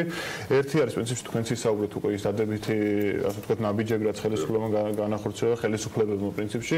თქვენ როგორც უშუალოდ აი პროცესში მონაწილე ადამიანს რა შეგიძლიათ სახედოთ თავარ გამოწვევას, აი თუ არის ესეთი ნაწილი რის შესაძლოსაც თქვენ ისურვებდით ასე ვთქვათ, ან სად არის საჭირო რეფორმირება ამ მიმართულებით, თუ არის პრაქტიკაში ისეთი ასე ვთქვათ მაგალითები, რომელიც გვაჩვენებს რომ რაღაც ხანერად უნდა იყოს კანონმდებლობაში და საჭიროებს ცვლილებებს. პირველ რიგში დავიწყებ იმით, რომ აქ 4 პუნქტიანი გეგმიდან გამომდინარე, რომ ქვეყანაში შეიქმნა მცირე და საშუალო ბიზნესის სახელმწიფო განვითარების სახელმწიფო სტრატეგია, ანუ რაც 5 პუნქტია, 5 მთავარი მიმართულება და ერთ-ერთი აქედან არის განათლება და აქ უფრო მეტად აქცენტირება არის პროფესიულ განათლებაზე, აქ უფრო ეს იგულისხმება, იმიტომ რომ ბიზნეს აქ უფრო ჭირდება, ასე ვთქვათ, პროფესიული კადრები უფრო ჭირდება და აქაც გარკვეული მნიშვნელოვანი ცვლილებებია გადადგმული, ანუ ახალი კანონი შემოდის, რომელიც უკვე სამუშაოზე დაფუძნებულ განათლებას, ანუ ეგრეთ წოდებულ დუალურ განათლებას ითვალისწინებს, რაც სასახად ქვეყანას ძალიან წაადგება და ძალიან წაადგება ბიზნესს. ანუ ეს შემიძლია ვთქვა და ის რომ სივრცით იმოყრა და ის სტრუქტურა რომ უნდა განვითარდეს, ეს სალსახაა, იმიტომ რომ აქ ბევრი რაღაცა ებმის, ანუ როგორც შიდა ეკონომიკა, ასე ტურიზმის განვითარებისთვის მნიშვნელოვანია. ბიზნეს სახლის კონცეფციას, რაც ერთი ფანჯრის პრინციპი იქნება, ესეც ჯერ მშენებლობის პროცესში, ანუ ყოველ შემთხვევაში ესეც ძალიან კარგი იქნება, როდესაც ბიზნეს მხოლოდ ერთ-ერთეულთან ექნება შეხება და ყველა სახელმწიფო სერვისი გაიყიდება ერთ ადგილას, ესეც მნიშვნელოვანია ბიზნესში. პრინციპში იუსტიციის სახლი რაც ამის მოდელად შეგვიძლია განვიხილოთ, თუ მაინც უფრო კონკრეტული ბენეფიტები ამ შემთხვევაში. გარკვეული, თავის სპეციფიკა აქ არის ყველა სახელმწიფო სერვისზე, ყველა სამინისტრო თუ ფრანტ წინა ხაზი თუ აქვს, ის წინა ხაზი ყველა გადავა ერთ ადგილას და ასე ვთქვათ, მიმოსვლა აქეთ-იქით ბიზნესს არ დაჭირდება, რაც პრინციპში მე ისევ დავუბრუნდები გითხოს, თუ არის ისეთი ნაბიჯი, რასაც ურჩევდით რომ განახორციელოს ხელისუფლებას თუ კრიტერიულობით ესეთი კრიტრი და კრიტიკულად აუცილებელი არ დგას ასე ვთქვათ პრაქტიკაში. კი ბატონო, მე ურჩევდი რომ გაგრძელდეს ეს საგადასახადო ადმინისტრირების თუ რამე ხარვეზებია დაუშვათ რომ გამოსწოდოს უფრო მოქნილი იყოს ასე ვთქვათ სისტემა და ასევე ძალიან მნიშვნელოვანი იქნება და რაზეც არის საუბარი ძალიან აქტიურად რომ სასტარტო კაპიტალის თემატიკა ქვეყანაში უზრუნველყოფის გარეშე დარეგულირდეს, იმიტომ რომ მაინც ბარიერია, იმიტომ რომ მცირე ბიზნეს და მიკრობიზნესი ის უზრუნველყოფა არ გააჩნია და შესაბამისად ფულის მოძიება ბიზნეს დასაწყებად არ აქვს. ამას ბევრი ეთანხმება, ბევრი არ ეთანხმება, მაგრამ ჩემი ასე ვთქვათ აზრით, კი, იქიდან გამომდინარე, რომ ბევრი ბიზნესი შეიძლება წააგოს და ის ფული გაიფლანგოს, მაგრამ ყოველ შემთხვევაში ამას მე უყურებ როგორც ბიზნეს ინკუბატორს სივრცეში, ანუ 100-დან თუ დაუშვათ 10 და 15 ბიზნესიც თუ გადარჩა, მე ვთვლი, რომ ის ფული დანარჩენი რომელიც დაიკარგა, ვთვლი, რომ ღირს ამათ, იმიტომ რომ ის 15 ბიზნესი გაიზრდება და ასაქმებს ხალხს და გამოსავლიანობა დაახლოებით 70%-ს ვარაუდობენ, მაგრამ ყოველ შემთხვევაში 15%-იც რო იყოს ჩემი აზრით ძალიან კარგი იქნება. კი ბატონო, თქვენი პოზიცია პრინციპში სანამ ჩვენ რაღაც დასასრულისკენ წავალთ, შეგვიძლია უკვე გუშინ გაკეთებულ განცხადებებზე მამუკა ბახტაძის და ასევე პრემიერის მერამ საგადასახადო მიმართულებით იგეგმება ჩვენ სტუდიაში შემოსვლამდე საუბრობდით. აქაც პრინციპში მეტნაკლები ბუნდოვანობა მაინც დარჩა იქიდან გამომდინარე, როგორც ყოველთვის საქართველოში ახალ ინიციატივებს იმ წამსვე არ ახლავს კონკრეტიკა ხოლმე. თქვენი პრინციპი ორივესთან ეს კითხვა მექნება. კი, ჩაშალა მაინც, თუმცა ყველაზე დიდი პრობლემა რაც ინიციატივებს ამ ქვეყანაში განსაკუთრებით ბოლო რამდენიმე წელიწადია თან ახლავს არის რომ არაფრით არ ხდება ჯიუტად მისი იმპლემენტაცია. ზოგადად მთავარ პრობლემად გამოვყოფთ იმას რომ გადაწყვეტილებების მიღება ნელ-ნელა იმსგავსება რეზო გაბრიაძის რაღაცა ფანტასტიკურ ნოველებს ან ჟანრს თემატიკას და ტემპი ani არ ვიცი ხა ნებისმიერი სოსო მომენატრებოდა ხოლმე ავტორად ამ თემას. კაი, უკაცრავად ზურა და მიშა, ჩაგეწერეთ სადაც. პრინციპში საერთო კითხვა მექნება ამ შემთხვევაში ბატონ ზურას მიმართო პირველ რიგში, რა გაიგო გუშინდელინა და რას ელოდება და ასევე წინა პრაქტიკები. ბიზნესამბების სარუმისმე რაც მოსმე იყო თვითონ პრემიერის განცხადება და იაში მე ისეთ სულიერ ყველაფერს ხარს უჭერ რაც სახელმწიფოს ჩააჩოჩებს მაქსიმალურად შორს და რაც ადამიანებს და მათ შორის ბიზნესს მიცემს საშუალებას რომ თავისუფლად ისუნთქოს და მეტი რაღაცები გააკეთოს და რაც მოიცავს ამ ინიციატივა იდეაში აქ გადადგმუნებიჭი, ამიტომ ცხადია ახლა სამივეს მომხრევარ, თუმცა ვეთანხმები გიორგის როდის გააკეთებენ კაცმა არის განსაკუთრებით და ის მესამე ნაწილი, რომ ონლაინ შეეძლოს არარეზიდენტ პირს საქართველოში დარეგისტრირდეს და ბიზნესი აკეთოს და ანგარიშები გახსნას და იდეაში სოქრიდან მართოს აქ რაღაცები, ისი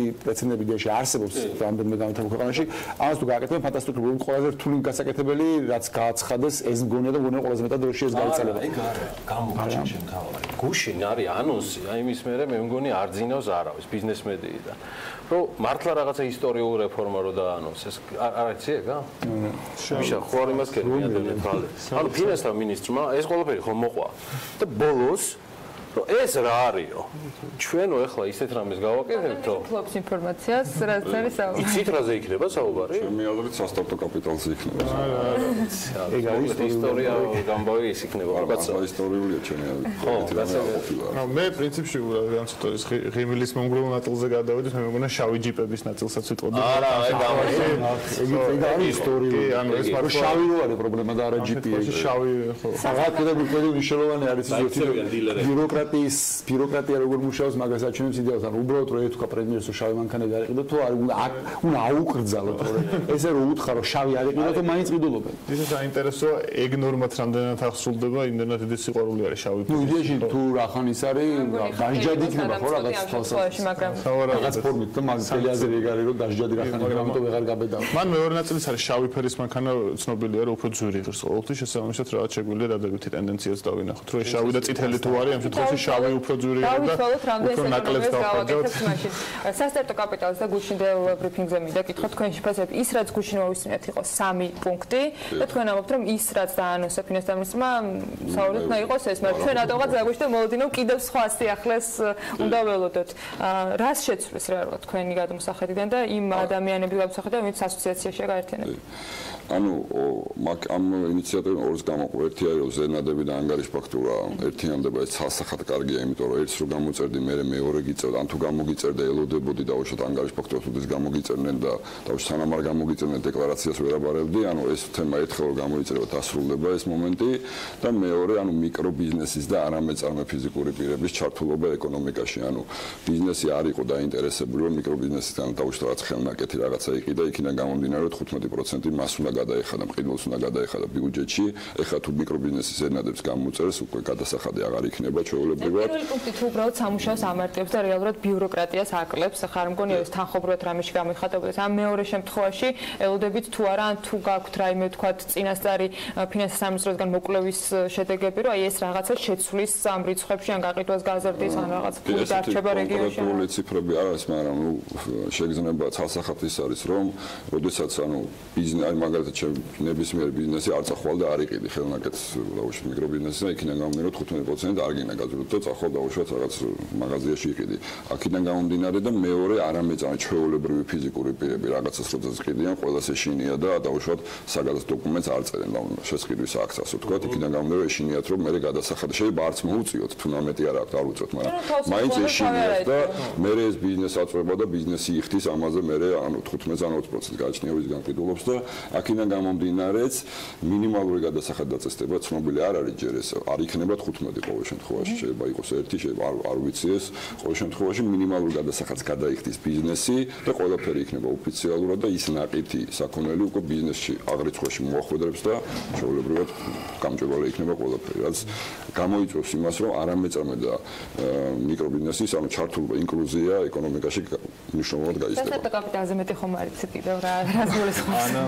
ანას მეტის გაგების სურვილი კრებიზნესი ყოველ შემთხვევაში საუბარია იმაზე რომ უზრუნველყოფა არ იყოს ანუ ეხლა რაც არსებობს დაუშვათ სახელმწიფო პროგრამები ყველა ხდება ბანკის გავლით და ყველა ითვალისწინებს უზრუნველყოფას რაც ძალიან კარგია ზოგადად მაგრამ არ არის გარკვეული ნაწილი რომელიც უფრო მცირე ბიზნესი რომელიც ვერ ახერხებს ამ შემთხვევაში ბიზნესის მხრიდან შემოწმება ხდება და რაღაც რისკების გადაზღვა რა თქმა უნდა ამ შემთხვევაში უკვე სასტარტო კაპიტალზე არის საუბარი რომ არ იყოს უზრუნველყოფა კი, რა თქმა უნდა, რისკები მაღალი იქნება, გამოსავლიანობა დაბალი იქნება, ყველა ვარიანტში 100 დაფინანსებულიდან შეიძლება ყველა ვერ გადარჩეს, მაგრამ ყოველ შემთხვევაში, ჩემი აზრით, გარკვეული ამ ეკონომიკის ამ ეტაპზე ეს რისკი ხირს და სახელმწიფომ ეს უნდა გააკეთოს. შემდგომებსაც მოგიპატიჟებთ შაიზე. მადლობა. მადლობა საინტერესო საუბრისთვის. საზა, მადლობა შენ. შეაჯამო. პრინციპში შეგვიძლია შევაჯამოთ ახალი ინიციატივები, რომელიც პრემიერ-მინისტრმა და ფინანსთა მინისტრმა გააჟღერა, დადებითად შევხვდით და ყველას თანხმობა გვაქვს, თუმცა ველოდებით როგორ აღსრულდება, ასე ვთქვათ, საქმეში, რადგან პრობლემები მუდამ იყო ამ ქვეყანაში ხელისუფლებების მხრიდან, ხოლო FactCheck-ის ვერდიქტს კიდევ ერთხელ გავახსენებ მაყურებლებს, რომ ამ შემთხვევაში დიმიტრი ქუმსიშვილის განცხადება იყო ტყუილი და არ შეესაბამებოდა სიმართლეს. საზა აბაშიძეს სტუმრობდნენ მიხეილ ჭელიძე, მცირე და საშუალო საწარმოთა ასოციაციის პრეზიდენტი, ზურაბ ჯაფარიძე, ახალი პოლიტიკური ცენტრი გირჩის ლიდერი. მადლობა ამ არჩეულებრივ ტრიოს საინტერესო საუბრისთვის. გავაგრძელებთ ამ ყველაფერს გაუცილებლად შემდეგ კვირაში კიდევ რაღაცა იდეები გვაწუხებს თემაზე. სულ რამდენიმე წუთში რეკლამის შემდეგ ლიკა ქარდავა ერთ-ერთი აქტუალური თემით, გუშინდელით აღთვალინებული ვარ იმ პრეზენტაციით, რეალურად რაც ჩატარდა საკმაოდ მაღალ დონეზე და ინტერესი, რომელიც Colliers International Georgia-ს მიერ ჩატარებული კვლევით, რომელიც სააგენტო აწარმოებს საქართველოსთან ერთად მათ ჩაატარეს, მართლაც ძალიან დიდი იყო, გადავსებული დარბაზი, ფეხზე მდგომი ბიზნესმენები, ექსპერტები, ინტერესი, სულ მალე მოკლედ ლიკა თავის სტუმრებთან ერთად Colliers International-ის წარმომადგენელი და აწარმოებს საქართველოს წარმომადგენელი გვეტყვის ამ კვლევის დეტალებს. არ უნდა გადაართოთ.